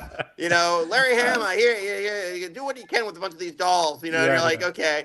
And I wish those attitudes kind of still existed, or toys were still sourced that way, because that would be so cool, right? Like the transforming where the toy companies were willing to take a chance. And it's funny, like, with all the different toy companies out there now and what they're doing with everything, they are so heavily banking on nostalgia, where I still feel Masters has a bit more of that creativity. And I think it's more of an ethos with Mattel as a whole. I know a lot of people will, you know, call you a shill if you talk good about the big toy companies, but the truth is, like, I've seen it with Masters, and I've seen it especially with Barbie, where they do still take chances, right? Like, Barbie put out not one, but 2 David Bowie Barbies. Yeah. And Masters, it's like they're a little timid, it seems, to try some new things, but they have taken chances. We've gotten new characters, deep cuts from mini comics, The fact that they decided they wanted to go and change the Buck and make the cartoon collection, doing the crossover with the Ninja Turtles, which I feel like they definitely hit it at the right time, right around the popularity of the Mutant Mayhem movie, like getting that back out in the stores. Because again, it's getting Ninja Turtles has always reinvented itself about every decade to appeal to the younger generation. So releasing that at that time was a huge chance to try and get new kids to look at Masters, who hadn't necessarily done that yet. The Thundercats crossover, something the fans have wanted, like I said earlier tonight.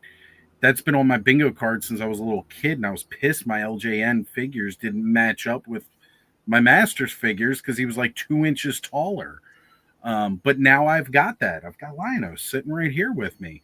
As weird as they are, the Transformers crossover, like these crossovers, they're trying new things, still riding that nostalgia wave, but, really trying to bring it in and get new eyes on a property. I've had people in my chat saying, I don't buy Masters of the Universe, but I'm a Transformer collector. And I see more of that comment than Motu fans liking the Transformer figures, which is crazy to me. But again, that's the idea, right? You want to broaden that fan base. You want to pull new people in who haven't been into it. And yes, we all know that is a war cry around here.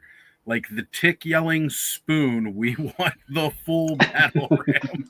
I mean, Oz, you're right. I think also, though, like, if the company isn't going to do it, if Mattel's not going to do it, or Hasbro's not going to do it, or whatever, like all of us, people in our 30s and 40s and 50s who have an artistic bent are going to be customizing the crap out of this stuff and turning it into making the weird, and bringing in the unique ideas to their own collections. And that's like, I mean, we can make a joke about the naked Stratos, but part of the reason why I was excited there was an abundance of this was for the customizers, because I mean, like if they're selling for $3 or whatever on clearance, and the targets are just trying to get rid of them, like those customizers, I hope that they were just gathering them all so they could get weird, so they could get more creative with the stuff.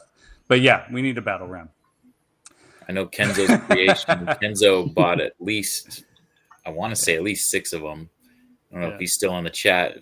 Kenny, how many did you buy? Yeah. He made like a Moat Man. Doesn't Kenzo buy like 6 of everything though? Yeah. Back in the day. No, he's slowed down quite a bit. Yeah, he slowed down quite a bit. Yeah, he had to, but he definitely is one to buy 1 billion of one figure because he's gonna customize the hell out. That's awesome. No, go ahead, Josh. Yeah. One thing that I think is really funny, and I'm not teasing anyone, I just think it's like really funny to me, where people are talking about shilling in relation to toy companies, because it's like big pharma, but it's the toy company. They're like, oh, you're shilling for the toy. The toy companies are trying, I think they're all trying because the thing is, like, I do, and I'm not speaking for any toy company. Like, this is just me, like a freelance dude's opinion, but like, I really feel that it's just the difference between the 80s and 90s and early 2000s and now is just and I don't know if things are going to change with like 3D printing technology going big eventually, but I just feel like it's just so expensive to take a risk now. It's so expensive. So when you fail or it doesn't go well, it just goes down really hard, right? So like, here's the pricing, the scheme, everything's just out of, we're like in kind of this like alternate reality where just pricing schemes are just so weird right now. Like I'm a big science fiction fan. I'm a total addict, and I was reading this introduction from Ray Bradbury for one of his short stories collections, and he was like, back in like 1945, when me and my wife lived in a small little ramshackle apartment, like a 2-bedroom apartment, or maybe even 1 bedroom, but it was in Venice Beach, which is like considered like the most like desirable area on the planet right now, or one of them. He's like, we paid $30 a month, and I'm like, 30. I'm not exaggerating. That's not hyperbole. $30 a month, and you're like, oh my gosh, let me run these calculations. And I was like, well, that's like $500-$600 now, and it's still like $3,000 easily for an apartment like that. That probably wasn't upgraded since 45. So it's just like, I think hopefully with these new technologies that are coming out, producing toys gets cheaper, and we get to see more risks happen, and we get to see new things too. You know, like not only in Motu, but new ideas and people trying new things. That's the most exciting thing to me. You know. Yeah, that is exciting. Yeah. And what you guys were talking about, I just feel like, just to tie it all together, to me, like the core message of He-Man is about Master Universe is really about empowerment. Like, I have the power and we have the power, and I'm so glad that you guys all felt empowered to create this. That's really cool. Yeah, you know, this convention. So it is. Yeah, these two guys up here, like, you know, spearheading this thing and getting us all involved, like, that rules. And it takes guts and it takes grit to decide on an idea and then follow through. Follow through is huge. I mean, there are tons of us out here, and you know, if we're creative or if we're not, tons of ideas. But follow through is everything, and that's part of the reason why I'm glad that you guys listened to our suggestion about Kickstarter, because that's like it's tangible proof that there's follow through, and you know, so yeah, that's it's amazing, and it's amazing to be part of a community that comes up with ideas and makes it happen. The community really is everything, and a lot of people always ask me, like, what's your advice? I'm like, do your own thing and build your own community, because once you have a community, that's when all these places come after you. But by then it won't matter, because you have your own community, and you know, so and that's what counts most, and nobody can take that away from you, right? And it's a tremendous power in of itself, right? The community in itself. So I think so long as we focus on, you know, being strong together as a group, then and there's nothing we can't do, you know, and create. So I'm just so excited, and I'm really stoked to be a guest at this and to be involved. And again, if there's anything I can do to help, just let me know. But definitely, I do got to get going pretty soon, guys, because my wife's in the other room, and I got to help with grocery shopping. I think it's a good time actually for us to showcase. Jay, do you have access to be able to give everybody a little sneak peek of the Kickstarter? Josh, if you got to head out, thank you so much for being here. Yeah. Cool. Thanks so much for having me, guys. I can't wait. You, I'll definitely for anyone watching this, please definitely support their Kickstarter, the Kickstarter for this. I'll be promoting it as much as possible and helping out as much as possible. Thank you so much, Josh. We really appreciate it. Guys, our first guest officially, Josh. Official first guest. Aloha, guys. Appreciate you. Take care. Take care. Funny you should mention it. Yeah, let's bring it up. I mean, you know, there's no time like the present, right? So here we go. Right. So if you'd like to there we go, guys. So here it is. This is our sneak peek exclusive tonight for the Frenzy. We're going to show you guys a couple of things that are going to be very, very special for us. And of course, it all starts off. Most people have already seen this, but why not? Let's just play it again. So do it.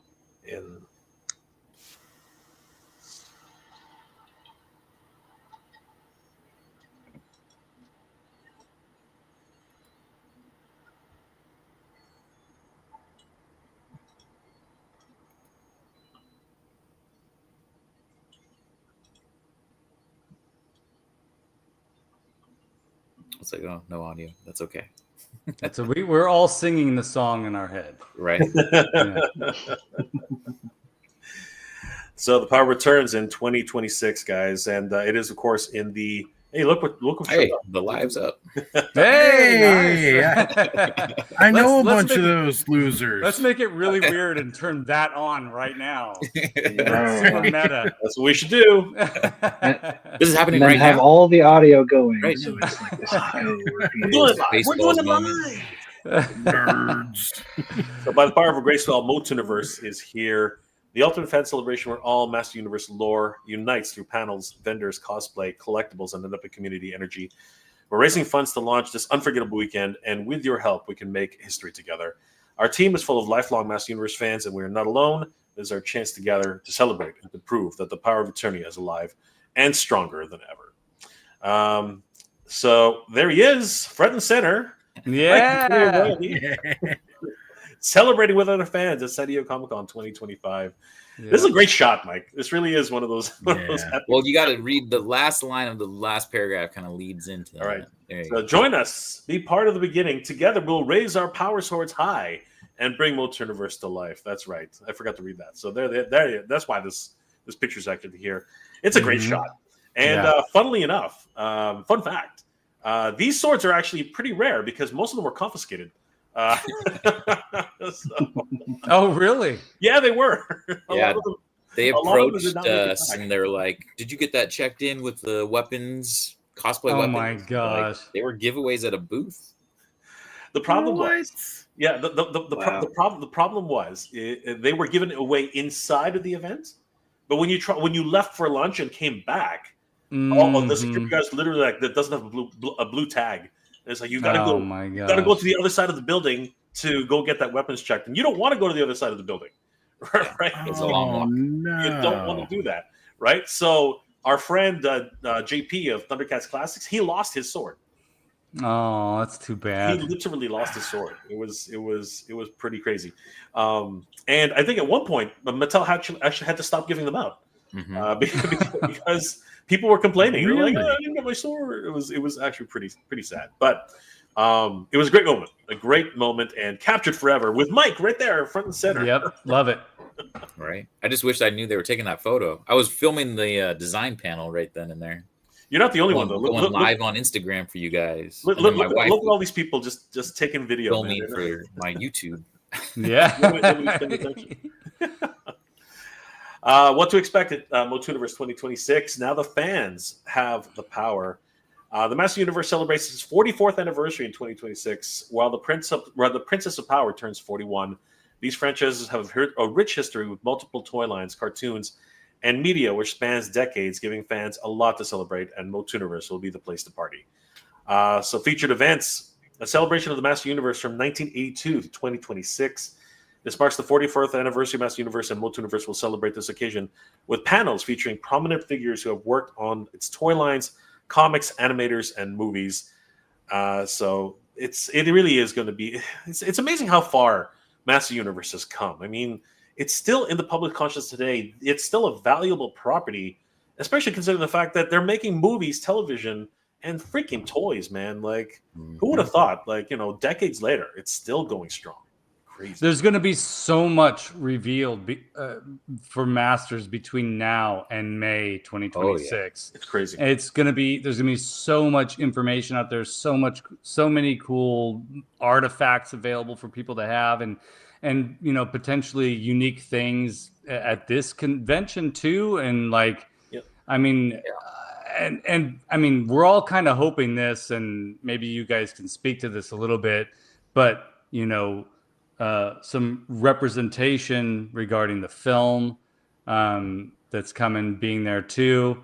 I mean, it would just be amazing to. I mean, we're having the convention 2 weeks before the worldwide release of the film, and we will be the Masters of the Universe spot to celebrate. So I'm really hoping, obviously, I can't guarantee anything at this point, but Jay and I are going to be heavy on that ask. Yes. From both Mattel, MGM, Amazon. Like, we're going to be like, hey, this is a thing, and this can promote your product in a very big way, and we really want you to be a part of it. Yeah. So what they bring back to us, we don't know yet. Obviously, we're very early on, but definitely we're gonna be there for the ask. Yeah.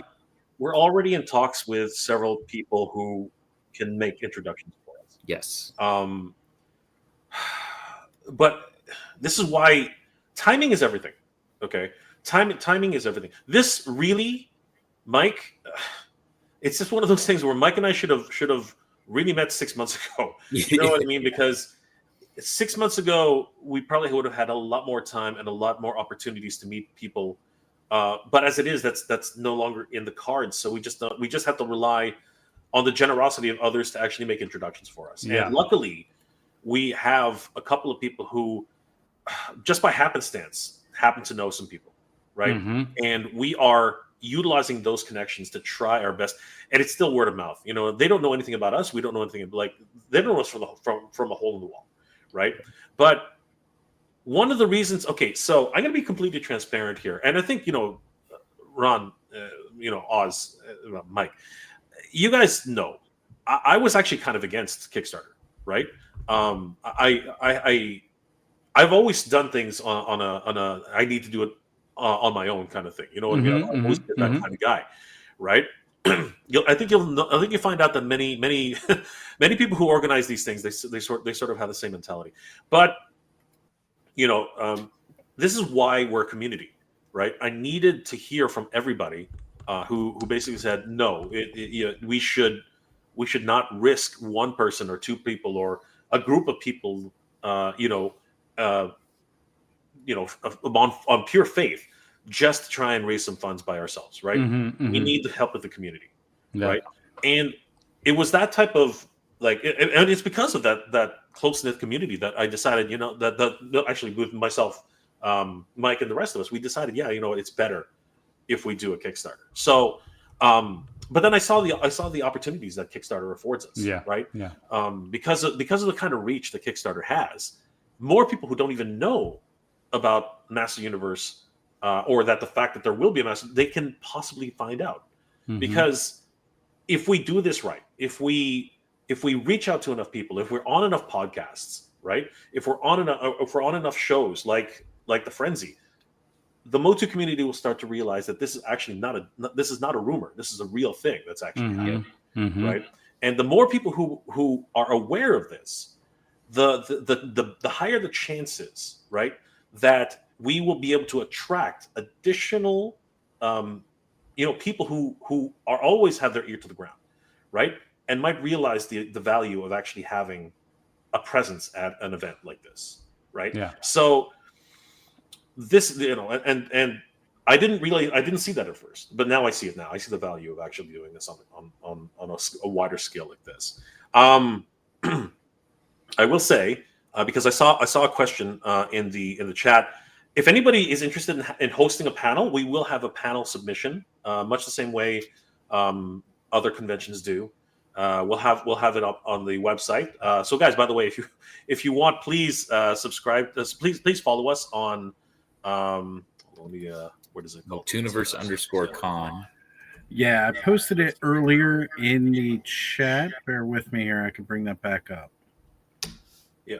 Oops. Hold on. It's going to take a while with scrolling. But yes, at Motuniverse _con on IG. Yeah. And it's actually Motuniverse_con, one word, .com for the website. Yes. And we have a countdown going right now, 225 days, 12 hours, 21 minutes, and 3 seconds. Make that 20 minutes. And if you guys want the latest information, sign up for our newsletter, because you can also submit this early one. You can just basically tell us that you'd like to be a panelist, that you have a panel suggestion, or that you'd like to be an exhibitor at the show. Yeah. So we would love to hear from you guys. And now's the time to actually do this. So definitely.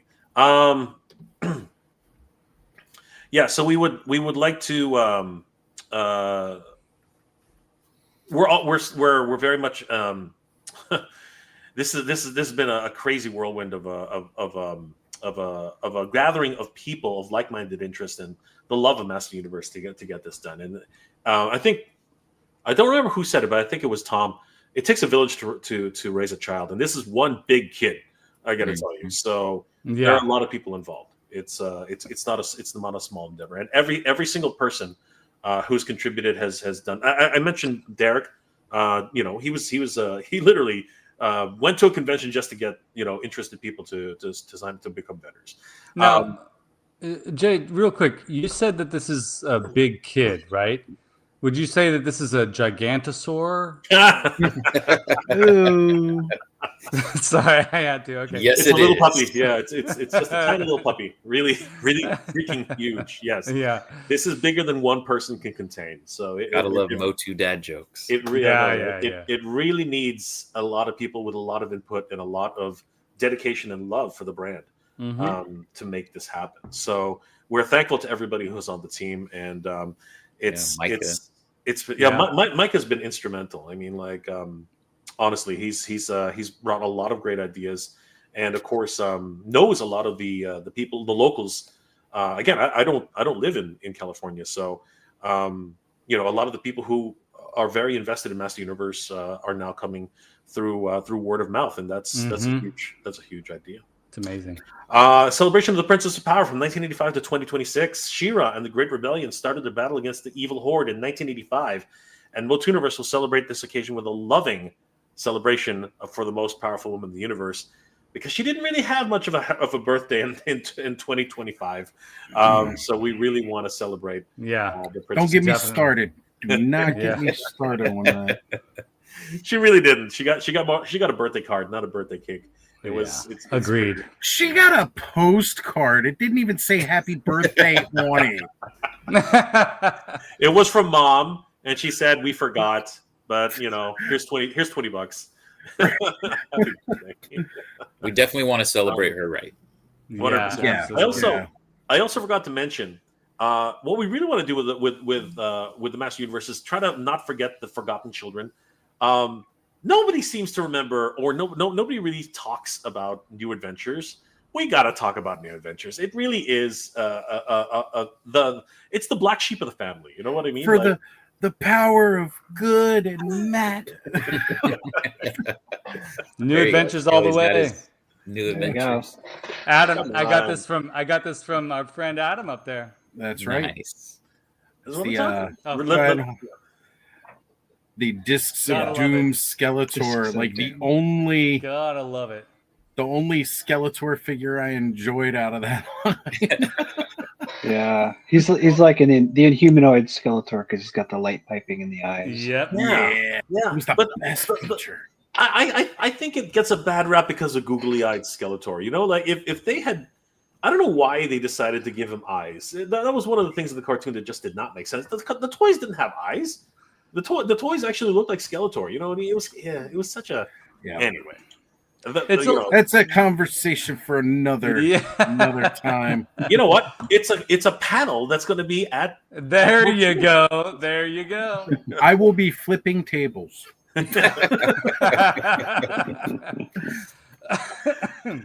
definitely want to have a full discussion on which Princess of Power figures need to come out. And all of them.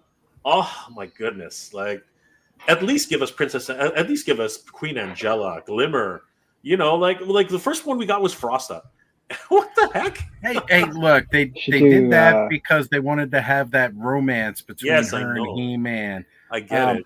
But where did it go? With the wings from the April O'Neil figure that they've reused with Voltac, come on! Voltac. Like you need the Angela figure. It'll work. I know. I'm totally. Many of us are becoming disillusioned, Mattel. Disillusioned. We want to settle. I don't want to gripe about it, but it was She-Ra's birthday this year, and they were like, you know what everybody wants for their birthday? More arch enemies. It's the year of the Horde. Let's send them all out. And we've got Shadow Weaver. I mean, yep. And the little 40th right up here. Yep. But it's Shadow of course Weaver. It's all about E-Man.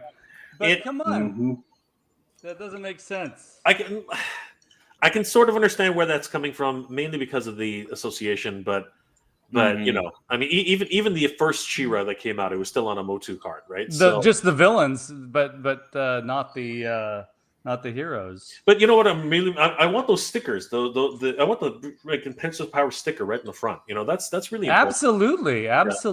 They did it for the first release. I don't know why they're not doing it for the second release. That's right. Really again, panel. It's going to be a panel.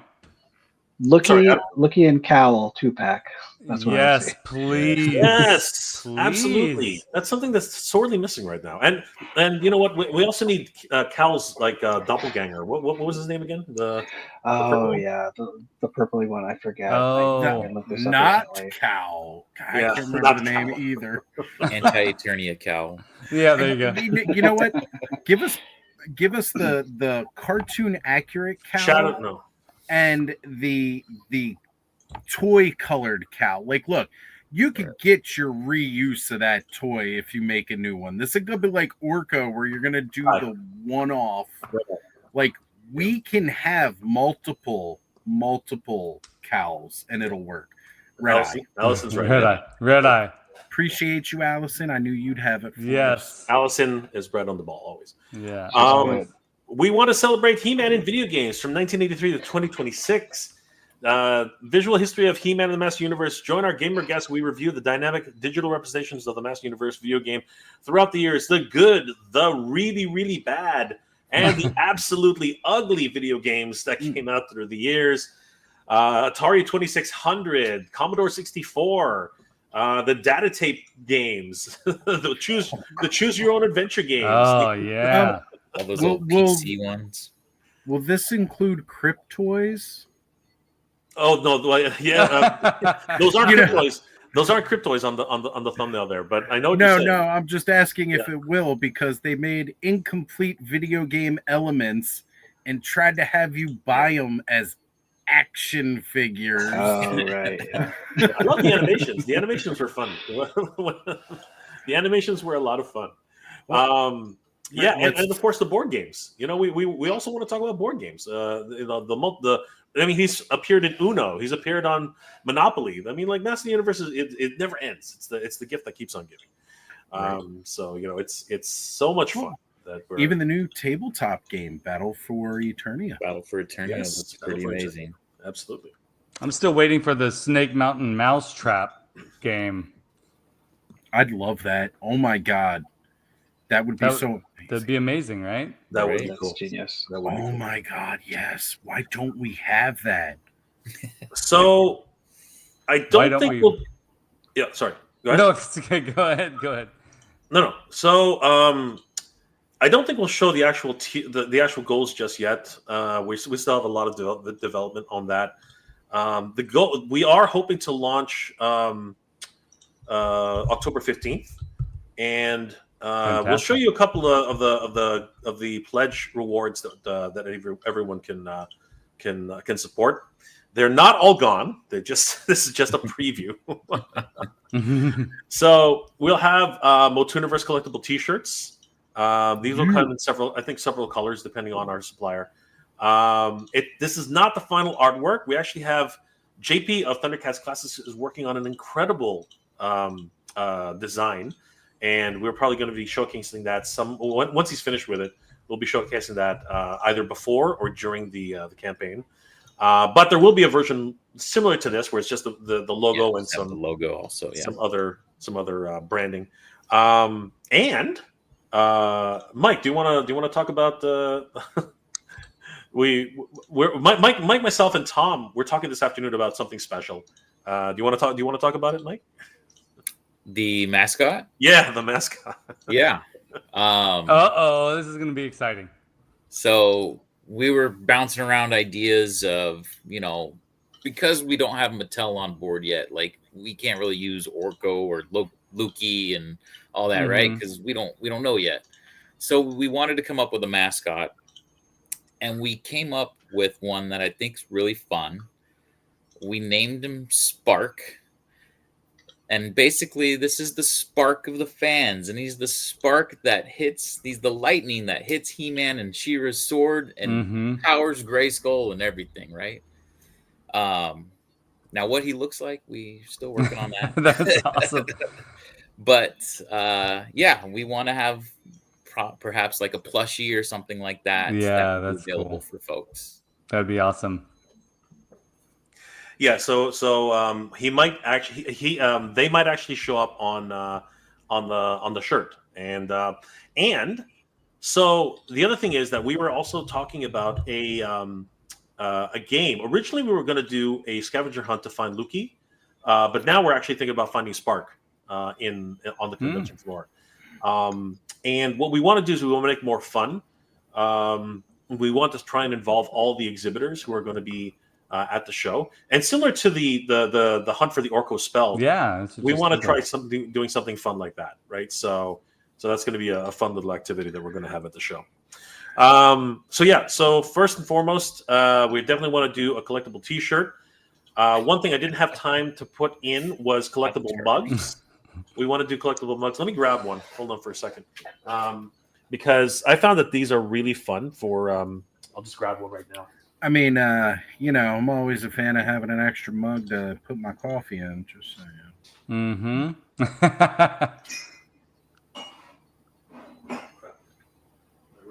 Even though I'm still using the bootleg Toy Frenzy. That's awesome. Nostradamus Toys Clubhouse. The sticker has lasted all that time. So it's gonna be something like this. The Toy Habits mug. I have my own. I have a Mega J Retro mug, but the Mega J Retro mug has two graphics. This one only has one. But yeah, my roommate took my mug. But yeah, something like this, a nice big tumbler, and we're probably going to get a couple of these. We haven't done the pricing yet on these ones, so we're not 100% sure how that one's going to work. Nice, yeah, that's great. So that one's going to be a lot of fun. We also want to start providing VIP weekend passes. Now these are early access passes, so these ones are specifically for this fundraiser. They will include a VIP badge with lanyard, 1 hour early access to the exhibit floor on Saturday, early access to all events, priority access to meet guests and signings and featured attractions, access to after hours programming, and an exclusive Motuniverse pin, which is going to be a lot of fun. And most of these rewards, we're giving options if you want to pick them up at the event, make it a little bit more special. And then if you want them sent to you prior to the event, we'll have to figure out postage because postage is changing at a you guys know how this is. Like everything's just being stupid right now. So we really can't predict postage. So we will be sending postage once everything is ready to go. Yeah, so these are examples of the actual rewards. So the Motuniverse pin is just going to be the logo, but it's going to have two little pins in the back. So that's one of those. That's one of the exclusives that's available for this particular release. We also have a founders recognition set. Now this one is truly special. In recognition of being a founder, we have a lot of things which are going to be included in this set. It'll be $150 for this set. It will include one of the VIP passes mentioned above, providing early access to all of the events, frontlight access to guests, and featured attractions. It will also feature a Motuniverse Founders VIP badge and lanyard, so very special.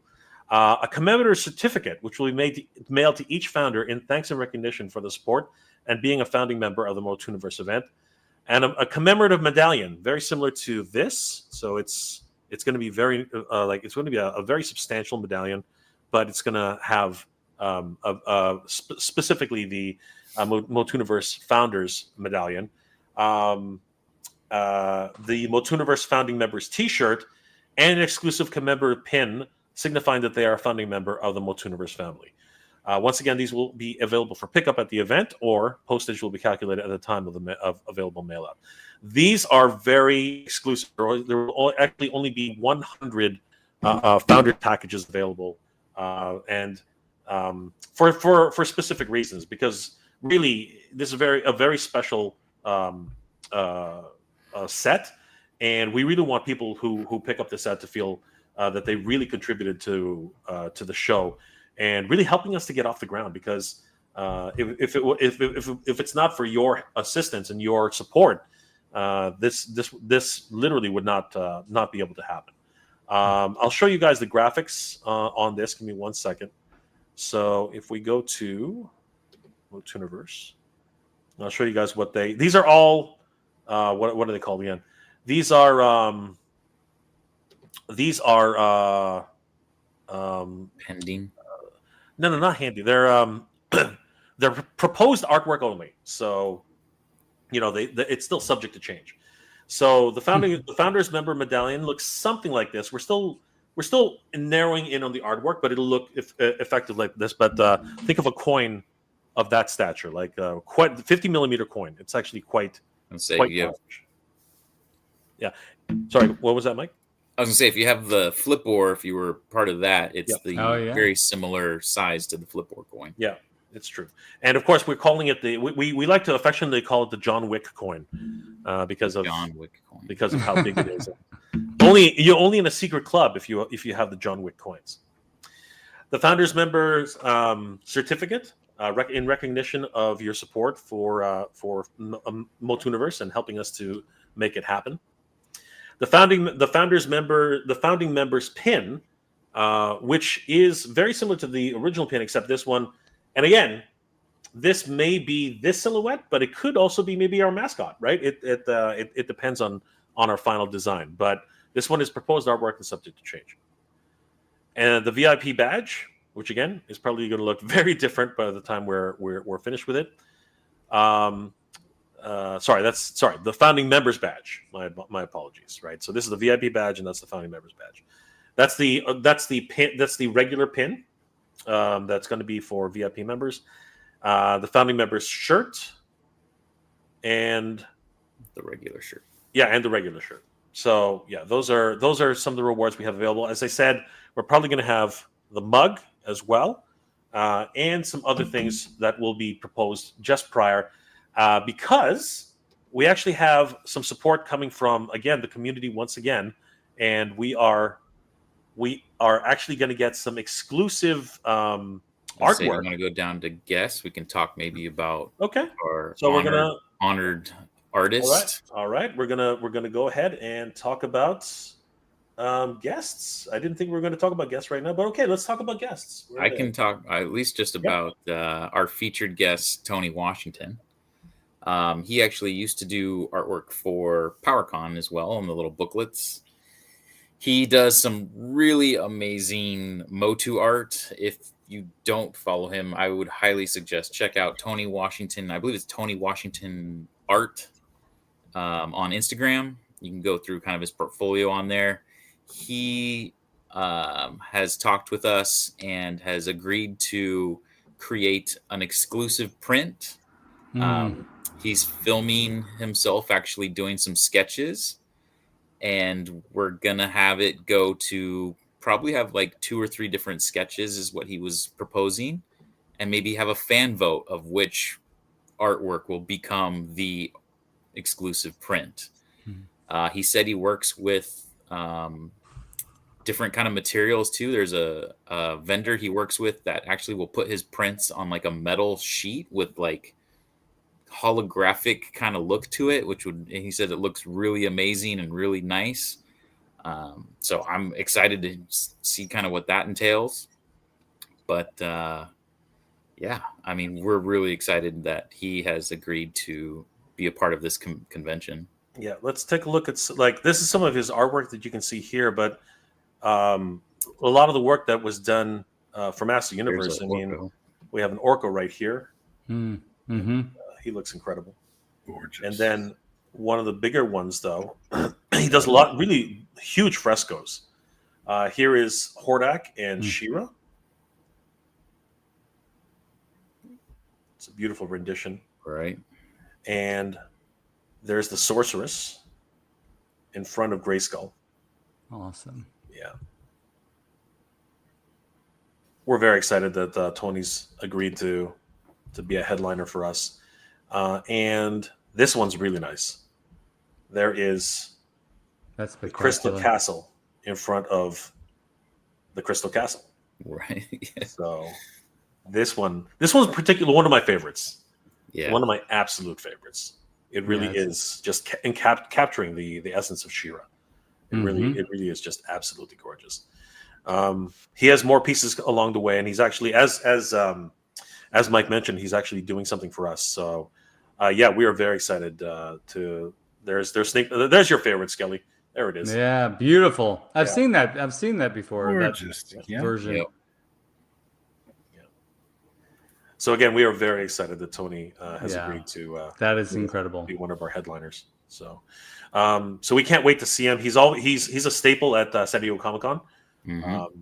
So obviously he loves mingling with the fans and really getting to know people while they're. And actually, this was PowerCon. No, sorry. No, so that was San Diego, but he was at PowerCon multiple times. I've met. That's actually where I first met him at PowerCon, and then I'd see him every year at San Diego Comic-Con, and just kind of developed into this friendship over the years with him. And yeah, I've bought many prints from him because I'm a sucker for anything Motu, obviously, right? Mm-hmm. So, no. Yeah. So yeah, I ended up. He actually came out with a Motu specific, kind of like an omnibus booklet that I bought. Oh, cool! Of all his Motu art. And for aspiring artists, he is actually an Adobe community expert and partner. So I would really love to have a panel with Tony, myself being a graphic designer as well, and just talk about everything to do with designing on digital formats versus physical, and how those things are very, very different. But yeah, it's going to be a great honor to have Tony on as one of our headline guests. It's an honor. It is an honor.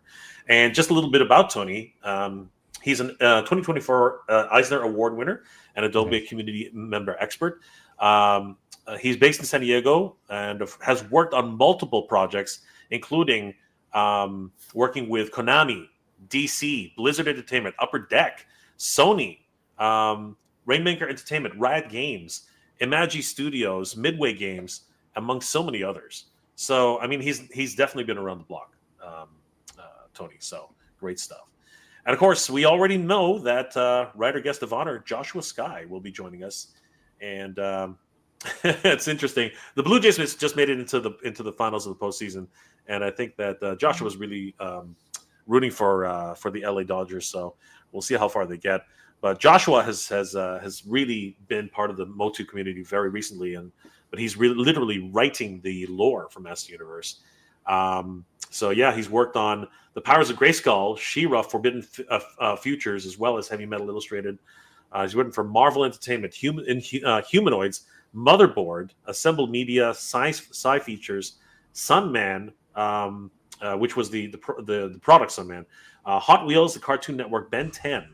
And he's actually served in the writer's room for Emmy Award-winning animated series Nico, The Sword of Light. And he's even worked on major theatrical campaigns like The Predator and Deadpool 2. He never told us that. I didn't know he worked on Deadpool 2. That's freaking crazy. Right. Well, it's a lot better than The Predator. We don't talk about that one. I've been hearing a lot about it. Yeah, I've been hearing quite a bit. So yeah. Where and when is Motuniverse being held? It is being held on Memorial Day weekend, May 23rd and 24th, 2026, at the Torrance Marriott in Redondo Beach. It's a beautiful hotel if you guys haven't been there. The lobby alone is just this grand entrance. It looks like it never ends, actually. And seriously, people can just stay here, relax until the actual doors of the convention open. But then once you enter into the hallways of the convention floor, other areas are also open, including this area, which we're looking at. But as I said, just the hallway itself is amazing, spacious, providing easy access to all the events on the show floor. Yeah. And then the main ballroom itself is the main focus of Motuniverse, featuring high ceilings, open concept for exhibitors, vendors, and guests to experience the Master Universe firsthand.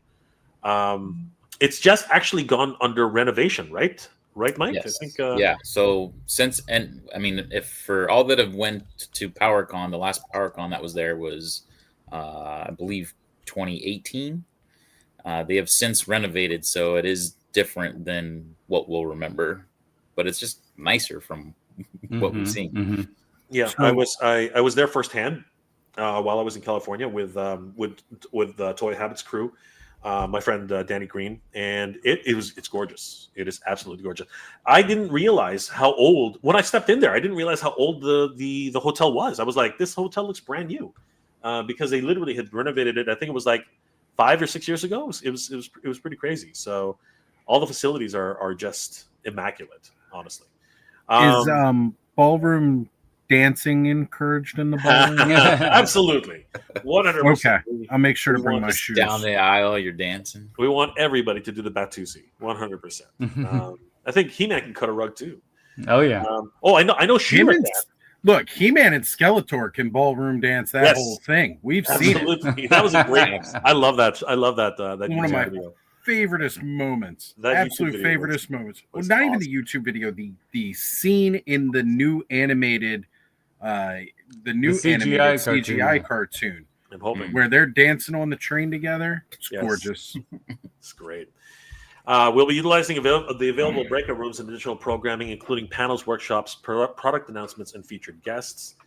And we are hoping to. Now, this is still subject to change. We're still trying to get a lower rate for everybody, but you can book your stay at the Marriott for 2 double beds or a single king. So more details to come on that before we actually launch the campaign. And even as we're approaching the event, we are still going to try and get the best room rate for everybody to stay at the hotel.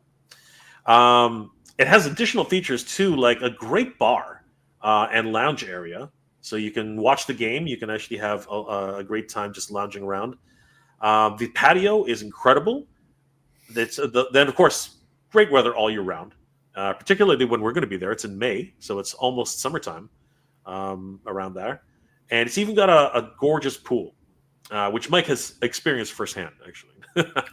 All right. Well, I see where I'm going to be, guys, the entire time. Hanging out by the pool. I hope you all have a wonderful convention. Yes, sir. I will be on the hunt for Mermista. Yes, I was going to say that. I knew you were going to say that. Maybe we should just hire an actress to hang out in the pool area as Mermista. We're going to grab one of those mermaid actresses. It's going to be great. I mean, that'll be my excuse for why I never get out of the pool. Hopefully, it doesn't close by the time of the convention. But there is a Starbucks in the hotel. I'm joking, only because I heard that 500 Starbucks locations are closing. It's crazy. It's absolutely bonkers. Yeah, so this in the hotel are okay. Yeah, I'm really hoping so. But across the street is the De Amo Fashion Center, and I didn't realize how many eateries are in there. Like, there's tons. You got BJ's Restaurant, Dave & Buster's, Frida, Lucille's Smokehouse, Outback, P.F. Chang's, Chipotle, Genghis Khan, Panda Express, Sarku,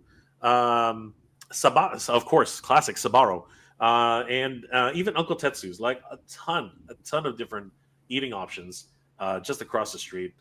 That's Slater's 50-50. It's half beef, half like bacon burgers. They're so good. Oh my god! I gotta try that.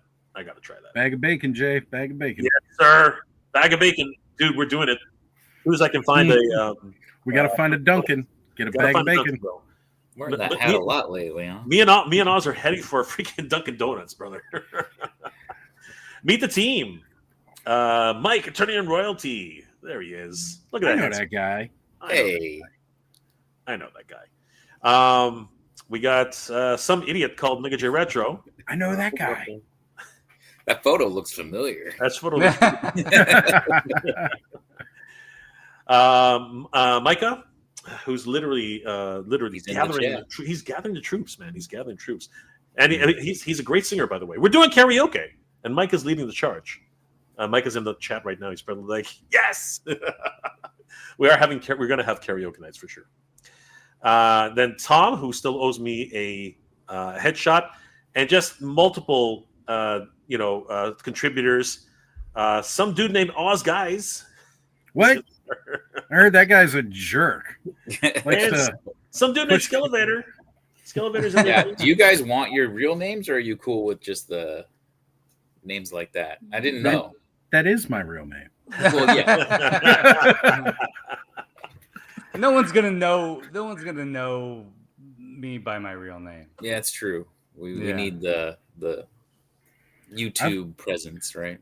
It's all good. I've gone by Oz for so long. When people call me my government name, I just don't even answer because I don't realize they're talking to me. It's a true story. That's why you never answer my emails when I address you. Oops. So yeah, guys, and starting tonight. I was gonna say, are we gonna give away some tickets now? It's pretty late on the East Coast. So I feel bad for the. Micah just made an awesome comment. Of course, yes, we will do karaoke for sure. Absolutely, Micah. I love Micah. Yeah, I think the ticket giveaway would be great. All right. So, Skelly, do you want to try to set up the giveaway tool, or should I? It says you still got 36 people watching. Please. We want to get those folks when they're here. If you could do it, Oz, that would be great because. All right. Well, let's make it a little bit easier on everybody, guys. Please put in the chat right now so that we can see it. Hashtag. But everybody's got to go to one chat, right, for that to work. No, we can see all the chats in our window right here. So we'll just right. But if they're entering a giveaway using the StreamYard giveaway tool, it has to be condensed down to the host chat because that is what connects to the StreamYard giveaway tool. Got it. Okay. So we do. All right. That. Give me just a moment. I am getting it. So there's 7 on Motuniverse. Should I have those 7? Right, let them know. Here? Come over here. Okay, hold on. It looks like everybody just hopped over. I'm the only one left in there now. Okay, all right, let me check. Hold on, let me check really quick because there might be a few in Mega J Retro. Guys, if you're watching on Mega J Retro, head over to Skelevator and join the frenzy because you have to subscribe. By the way, guys, you have to be subscribed to Skelevator and Ostramanda's Toys in order to be eligible for this giveaway. So please head over to Skelevator on YouTube as well as Ostramanda's Toys. Ostradamus Toys. I don't know why I keep saying that way. You've been calling me Ozymandias Toys for 3 years, Jay. I let it go. You just let it go. But not now we're having a contest. We're having a contest. You have to say the damn right. That's true. Right thing. Subscribe to all the channels, all of them. Yes. I've got the StreamYard tool set. I just need to know what we're going to do the hashtag. Now, are we doing one? Are we doing one ticket per? Right, Mike. Or are we going to do 2 giveaways where it's 1 ticket each? How do you want to do this? You know what, Mike? You want to just give away 2 sets? That way. 2 sets of 2. That way they get a +1. Yeah. Sure. Cool. Okay. All right. Well, the first hashtag, as you all heard it, is going to be. Let me share screen. That way, everybody gets the proper spelling. So there are 15 people watching on Mega J Retro, guys. That's not going to work. You got to as much as I appreciate it, either open up a second window or head over to Skelevator on YouTube as well as Ostradamus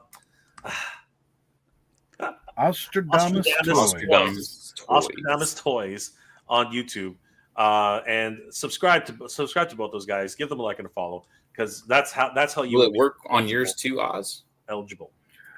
No, I am actually not simulcasting this, but yeah, but I don't care. I want everyone to subscribe to Oz. I appreciate it.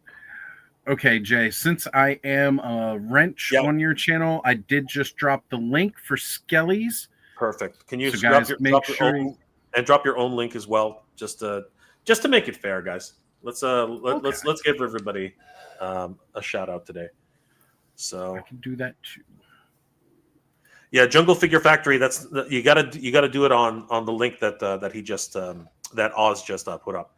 So click that link. You got to go over to Skelly's channel, guys. Yeah. Okay, we'll give it about 10 minutes. That's 10 minutes. Yeah, we'll give it some time. We'll give it 10 minutes because there are people who are just not understanding the instructions right now. So, all right, guys, best of luck to everybody. We're gonna run it at 12:30. 12. We'll do 12. Why don't we do 12:20? That's 6 minutes. All right, fine. We'll do it. Fine. I don't think it takes that long to hop over from one stream to another. Come on. You'd be surprised. All right. Well, we're not 80, we're 40. You done gone too far, Kazoo's Creations. Ozymandias Toys. Yes. Ozymandias Toys. Oh man. Okay, so is that going to be the next hashtag? Ozymandias. Who can make the name to my channel worse? Oh man. All right, Alf. Loving that. Alf. No, absolutely not all. Not all expenses. This is the your ticket Masterverse. to your ticket to Motuniverse is good. But look, it's not all expenses paid. You still got to get the plane ticket if you're across the country, like myself. Yeah. Okay, so you still got to get the travel. You got to pay for your hotel room. This is tickets to the event. So guys, don't forget you have to put hashtag Motuniverse on Skelevator's channel as well as Oz's channel. So and be subscribed. Oz isn't streaming. Right, I'm not streaming this one. You got to have it on Skelevator's channel, but subscribe to all. But subscribe to everybody, please. That's what I said. Yes. Yeah. Yes. Subscribe to everybody. Whoa. All right, so we'll be going at 12:25. Crazy. Doctor Who. I keep forgetting I'm sharing screen there, so when I'm hopping around trying to look at everything, it's going different. Yeah. Spaceballs. This is happening now? Oh my gosh, I was just thinking about that. Can't wait for Spaceballs 2. I saw a couple of entries, but they're not showing up. That's weird. Right? It says 7. Just so don't set the Kenzo come guy. on. This should have worked.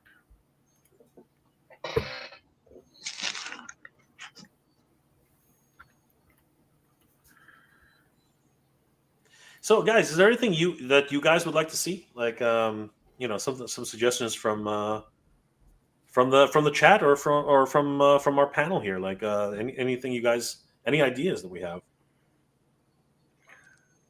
Well, I do know Ace was asking here, is the goal to have only Motu related stuff at the con, or is there an interest in having people who do rad stuff that's adjacent on the Motu vibe, but not necessarily Motu? No. Yeah, that's exactly it. We want like what was it? AWOC, right? Animal Warriors of the Kingdom. Like we'd love to have them. We would love to have the 4 Horsemen if they want to come and show off some legions. We'd like. Oh, they would. We are definitely not trying to be like, oh, it's blinders on Motu. We want to celebrate all IPs, especially 80s. Like I said, we're going to have a representation for Thundercats there. And I really hope to get Super 7 on board. And they celebrate, Silverhawks is celebrating their 40-year anniversary next year. Yeah. And there's a crossover for Transformers. And Transformers, the movie, is celebrating its, I believe, 40th anniversary this next year. Right? Next year, 86. So, and you know what? I'm going to go ahead and say this. We're planning on doing some screenings of films at Motuniverse. Oh, wait. Can we do the 87? Because you, myself, and Skelly all sat down and did that before. Oh, we can all get there. Can we actually do it together in person? So live commentary? That'd be great. Yeah, that's the thing. So there are two trains of thought on that, right? There are two trains of thought.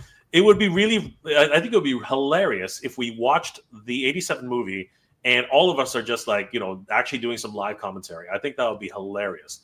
And just get people to just, I think it would be really funny if we did that way. And then people who really appreciate the film or even don't appreciate the film will probably have a good time. That's another idea. Figure customizing class. Jay and I discussed that. We want to invite customizers out. And hold like a quote unquote workshop. I think would be really fun where you can build a character. That'd be amazing. Yep, I really like that. All right. And again, Ace, I did put in here earlier. There is a link. It's Motuniversecon.com. Yeah. You can definitely get in touch with Mega J and Mikey from there. They are the ones that can definitely get you more of that information than myself. Yeah. So we're still in discussions. An artist alley is possible. And of course, we know that artists have the hardest time at conventions, so we want to help them out. But we need to secure a certain number of tables for vendors just before we start opening up artist tables. So artist tables will be a factor, but we just have to figure that out. We have to figure out the logistics first. But I can say, if we reach, I think I'm safe in saying this, Mike. If we reach our final stretch goal, I think we will have more than enough space for everybody at Motuniverse 2026. Yeah, correct. Right. I believe so too. Yeah. Let's answer some questions though while we're waiting. I mean, we have time. So FOMO toys. Yeah, talk to the guys at FOMO. Would love them too. I love those guys. Those guys. Ramen toys. Yeah. I think Adam knows the Van Pelt. I wonder if I do. I wonder if Flipmore might show up at our show. That would be great. I'd love to have. I wonder if Flipmore would show up at our show. Mad Hatter Toys. Hatter Toys. He just goes by Hatter Toys. Hatter Toys. It's Hatter Toys. Yeah. Just gonna be running around stealing everybody's stuff. Yes, watch out. the FOMO,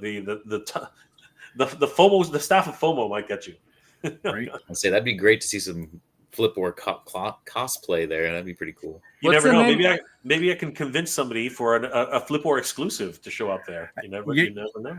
You know, he's got the little cat bots, right? I want to see people come, like, you know, when they go to the Star Wars conventions with the R2 units. Oh, that'd be great. Actual catcha. Ooh.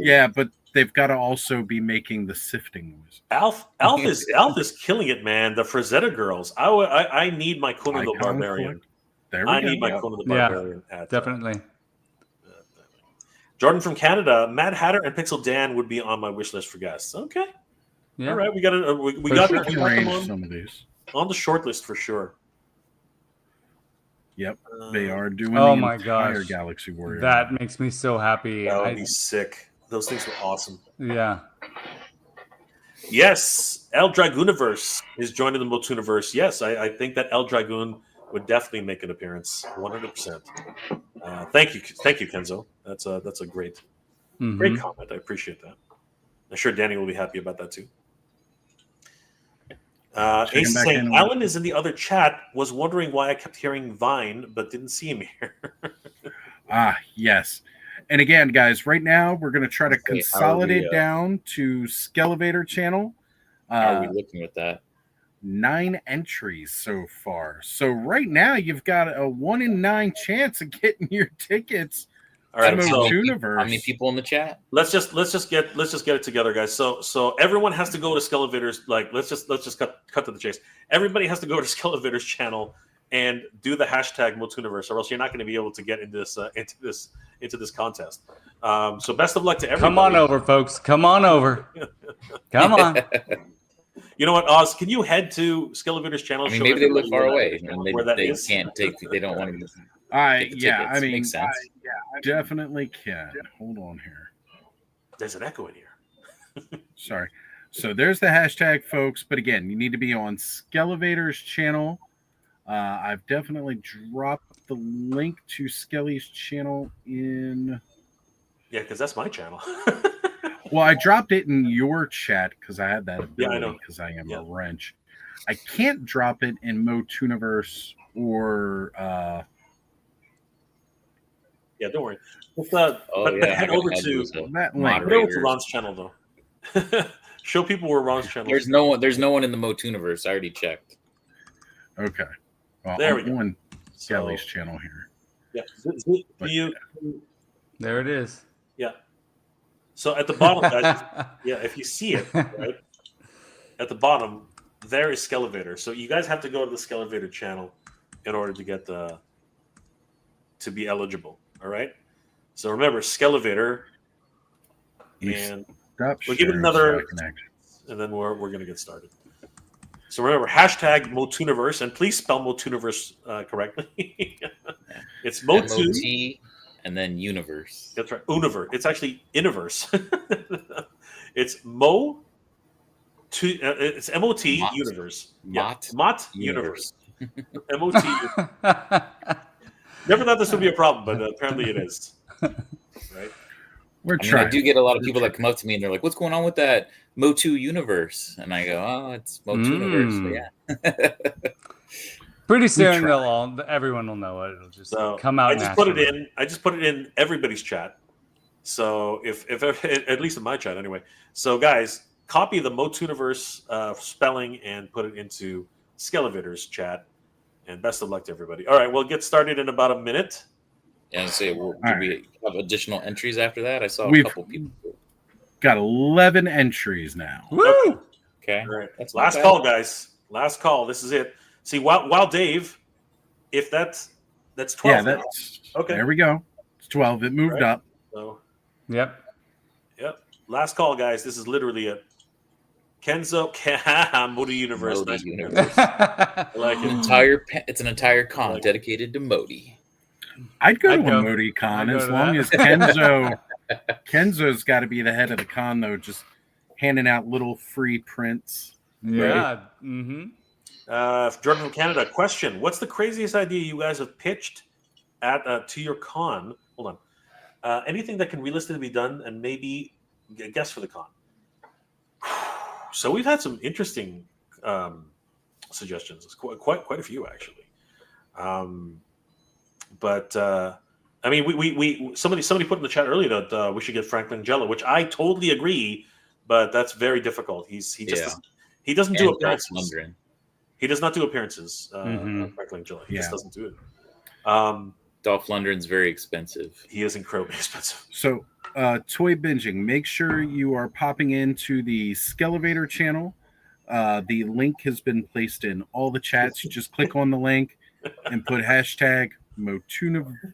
Well, that's Motuniverse. But Derek, if you win, you're giving those tickets. That's why I was like, why is he even doing it? He's part of the team. Derek, if you win, you're giving those tickets up. I love you, brother, but seriously. I was gonna say I'll enter to win tickets in this giveaway, and then I'm gonna turn around and do another giveaway Saturday night on the clubhouse. There it is. Just turn around and give them away again. If Derek wins, he has to give it to his family. That's what. There you go. There you go. You have to give it to your folks. All right, guys. Last call. Entries are 12, which is fine. No problems. But... Look, we're cool with 12. I mean, that's just better for everybody in the chat. Yeah. I mean, if people, watching across the country in different countries, like they can't, right? It's a big investment, and the tickets, they're not crazy expensive. It's not like you're winning hundreds of dollars here. So I get it. But mind you, guys, these are not VIP tickets. These are the regular admission tickets. So these ones only get you regular access. Not that that's not great. It's still great. But VIPs get in an hour early. Okay. That's the big There we go. Now we got more people coming in. 15 entries. There we go. All right. Okay, we'll give it another minute. Hurry up, guys. 1 minute here. If anything, you can sell them to somebody. Easy, there. Right? Calm down. Duchess, put in the hashtag. Get tickets. Okay. Kenzo's excited. Kenzo wants us to roll it because he wants to win his tickets. That's what he's trying to do here. Kenzo wants it badly. All right. All right. Let's run it. Let's run it. These will be our first official attendees. Who's getting it? Who's getting it? If I win it, I'm definitely giving it away. Woo! There we go. Toy cartel. Mario. Mario. Woo woo. Well done. I'm gonna pretend like I don't know who that is. Now, do we want to do a different hashtag, or should I just hit the draw again? Because it'll automatically just remove him and draw it. Okay. Well, first of all, before we forget, somebody please write that down. I mean, it's permanently captured here on YouTube. It is. But if we really get confused, we could just look at it. I have no relation with and have no idea who they are. Toy Cartel, reach out to Motuniverse. Okay, go to the Motuniversecon.com. You guys have the email address posted there, right? We have a form, actually. We have a form which you can fill out. Yeah. So there you go. Won. So that'll be a great way to be able to get in touch so that we can get your deets. And that way you will definitely get your passes. There you go. Yeah. You can definitely reach out to me, even though I don't know who you are and I have no idea what your name is. So. You can tell us if you're on IG and it doesn't match up with who you are here. You know, you definitely get in touch with everybody through that as well. All right, guys. So instead of making everybody drop another hashtag in, look, hashtag Motuniverse if you hadn't entered already. But I mean, I think we still got 14 entries here. So this time the chances are even better that you can win because we've got 1 in 14 chance here that you could be the winner. I'm gonna just hit draw again. Do it. Yeah. Watch it hit Mega J Retro. Gonna happen. Oh! Ron Embry! All right. Congratulations, Ron. All right, Ron Embry. Good stuff. There we go. I sincerely don't know who that is, actually. Now, all I'm going to say is when this Kickstarter drops and you still want a founder and help us out, by all means, you can release these tickets and become a founder. Yeah. That's right. When the Kickstarter goes live, guys, even though, okay, so this was for 2 tickets each, right? You got 2 free tickets. You can always scalp those tickets and then buy the founders package. Oh my god, that's hilarious. You can flip them. You can do your favorite flip or and just do whatever you need to do. Like I love it. We won't hold it against you. We won't. You know how we absolutely love all those scalpers. But seriously, congratulations, guys. That's outstanding. So there we go. The first 2 attendees were picked here on the Frenzy tonight. Thank you guys for showing up and watching. And you'll definitely be getting updates on Motuniverse as time goes on. Yeah. Everybody who tuned in tonight, we appreciate every single one of you. And we know that you love Masters of the Universe as much as we do. This thing is going to be amazing. Make sure you put it in your bookmarks or something for the Kickstarter and the Motuniversecon.com website, and just keep an eye on things because it's going to be good and it's going to be huge. And everything's starting next week. Yeah. Yeah. You know what? Oh, okay. Well, there it is. Okay. So, guys, we weren't going to talk about. Damn it. We weren't going to talk about it, but we might as well just do at least. No, it's okay. Put it back up. Okay. At the very least, we do want to talk about the minimum goal that we need to reach.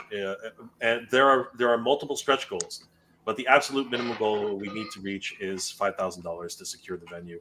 We have an agreement in place. It is happening at the Marriott, but in order to secure that, we need to reach at least $5,000. And after that, we want to get higher tiers so that we can have the best convention ever. Yeah. Be able to invite guests, be able to have more space for activities, for vendors, for artists, for just exhibits that people want to see and need to see. Yeah. We were talking today about having a diorama room, right? That can only happen if we reach our goals, our multiple stretch goals. Yeah. But there we were going to release this anyway, but here on the Frenzy, we're talking about the venue needs to be secured with at least $5,000, and with your help, with your support, this is 100% possible. Yeah, so, for sure. And we want to go well past 5K. Like, this is just so we can hold the venue and basically make this happen. Let's sell out of those founders packages. Yeah. Right? It's 100 founders packages. We got 36 people watching. Guys, I mean, that's 1/3 right there. Mm-hmm. Let's get it. And you get a lot of stuff with the founders packages. You get the VIP pass, T-shirt, coin, pin, right? You get founders pins, right?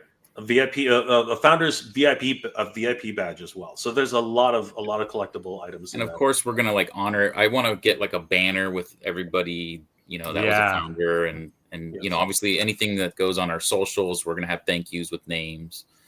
We want to honor you guys. Yeah, and the names will all be on the website for all time. Not just this year, every subsequent year, the banners will be up so that everyone recognizes that everyone who was helped us to reach our goal this year for 2026 was a founding member of this endeavor. So we really want to help. We need your support, guys. We really do. Vine Jungle Factory. Oh, sorry, Jordan from Canada. Always great to start and get bigger and bigger. So Vine Jungle Figure Factory. When can I buy one? We will actually have a live launch on Wednesday of next week, October 15th, and basically myself and the entire. Well, not the entire team, but as many of the team who can make it onto a live stream as well. I was going to say, I'm sure we'll live stream to celebrate and have a good time. The frenzy will be there. I'm pretty sure, and a lot of other friends. Right? It's depending schedule depending, of course. It is a Wednesday, so. So the times you guys have posted is typically, I try, but. Yeah. We really appreciate all your help and support, guys. Thank you so much. Yeah. Please, if you guys are interested, follow us on all of our all of our social media, including Motuniverse _con. So Instagram.com/Motuniverse_con. Yeah. Definitely head over there. Give us a follow. We're already up to 238 followers. That I wasn't expecting that, Mike. That's awesome. Yeah, it's moving fast. And of course, YouTube.com/Motuniverse at Motuniverse_con. You can follow us there too. We're live streaming there right now. Actually, no, we're not. Are we? Yes, we are. Yes. We're live streaming there right now, actually. So, yeah, guys, definitely subscribe to us here. Because we will be doing multiple live streams. We did a live stream earlier today where Motu invaded Comic-Con. So definitely check out that video. It was a lot of fun.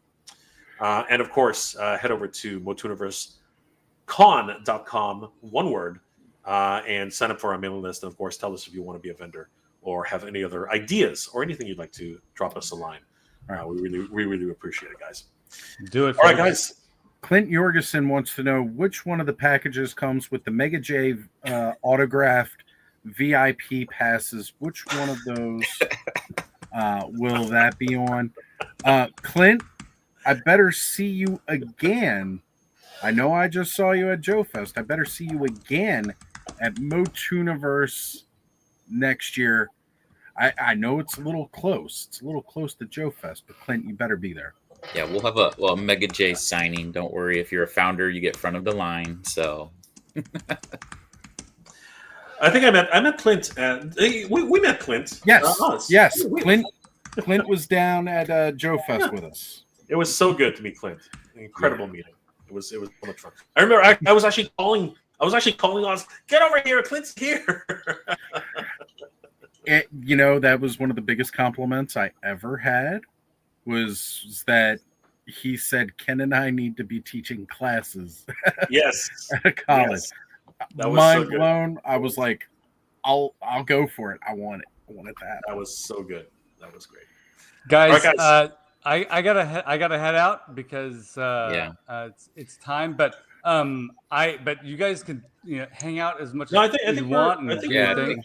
I gotta get going too. So we had a good 3-hour stream here. So that's guys, this was great. Make sure you tune in later this month. We're gonna have a second The Frenzy on October 30th. Also, make sure to check out upcoming this weekend. We're gonna be doing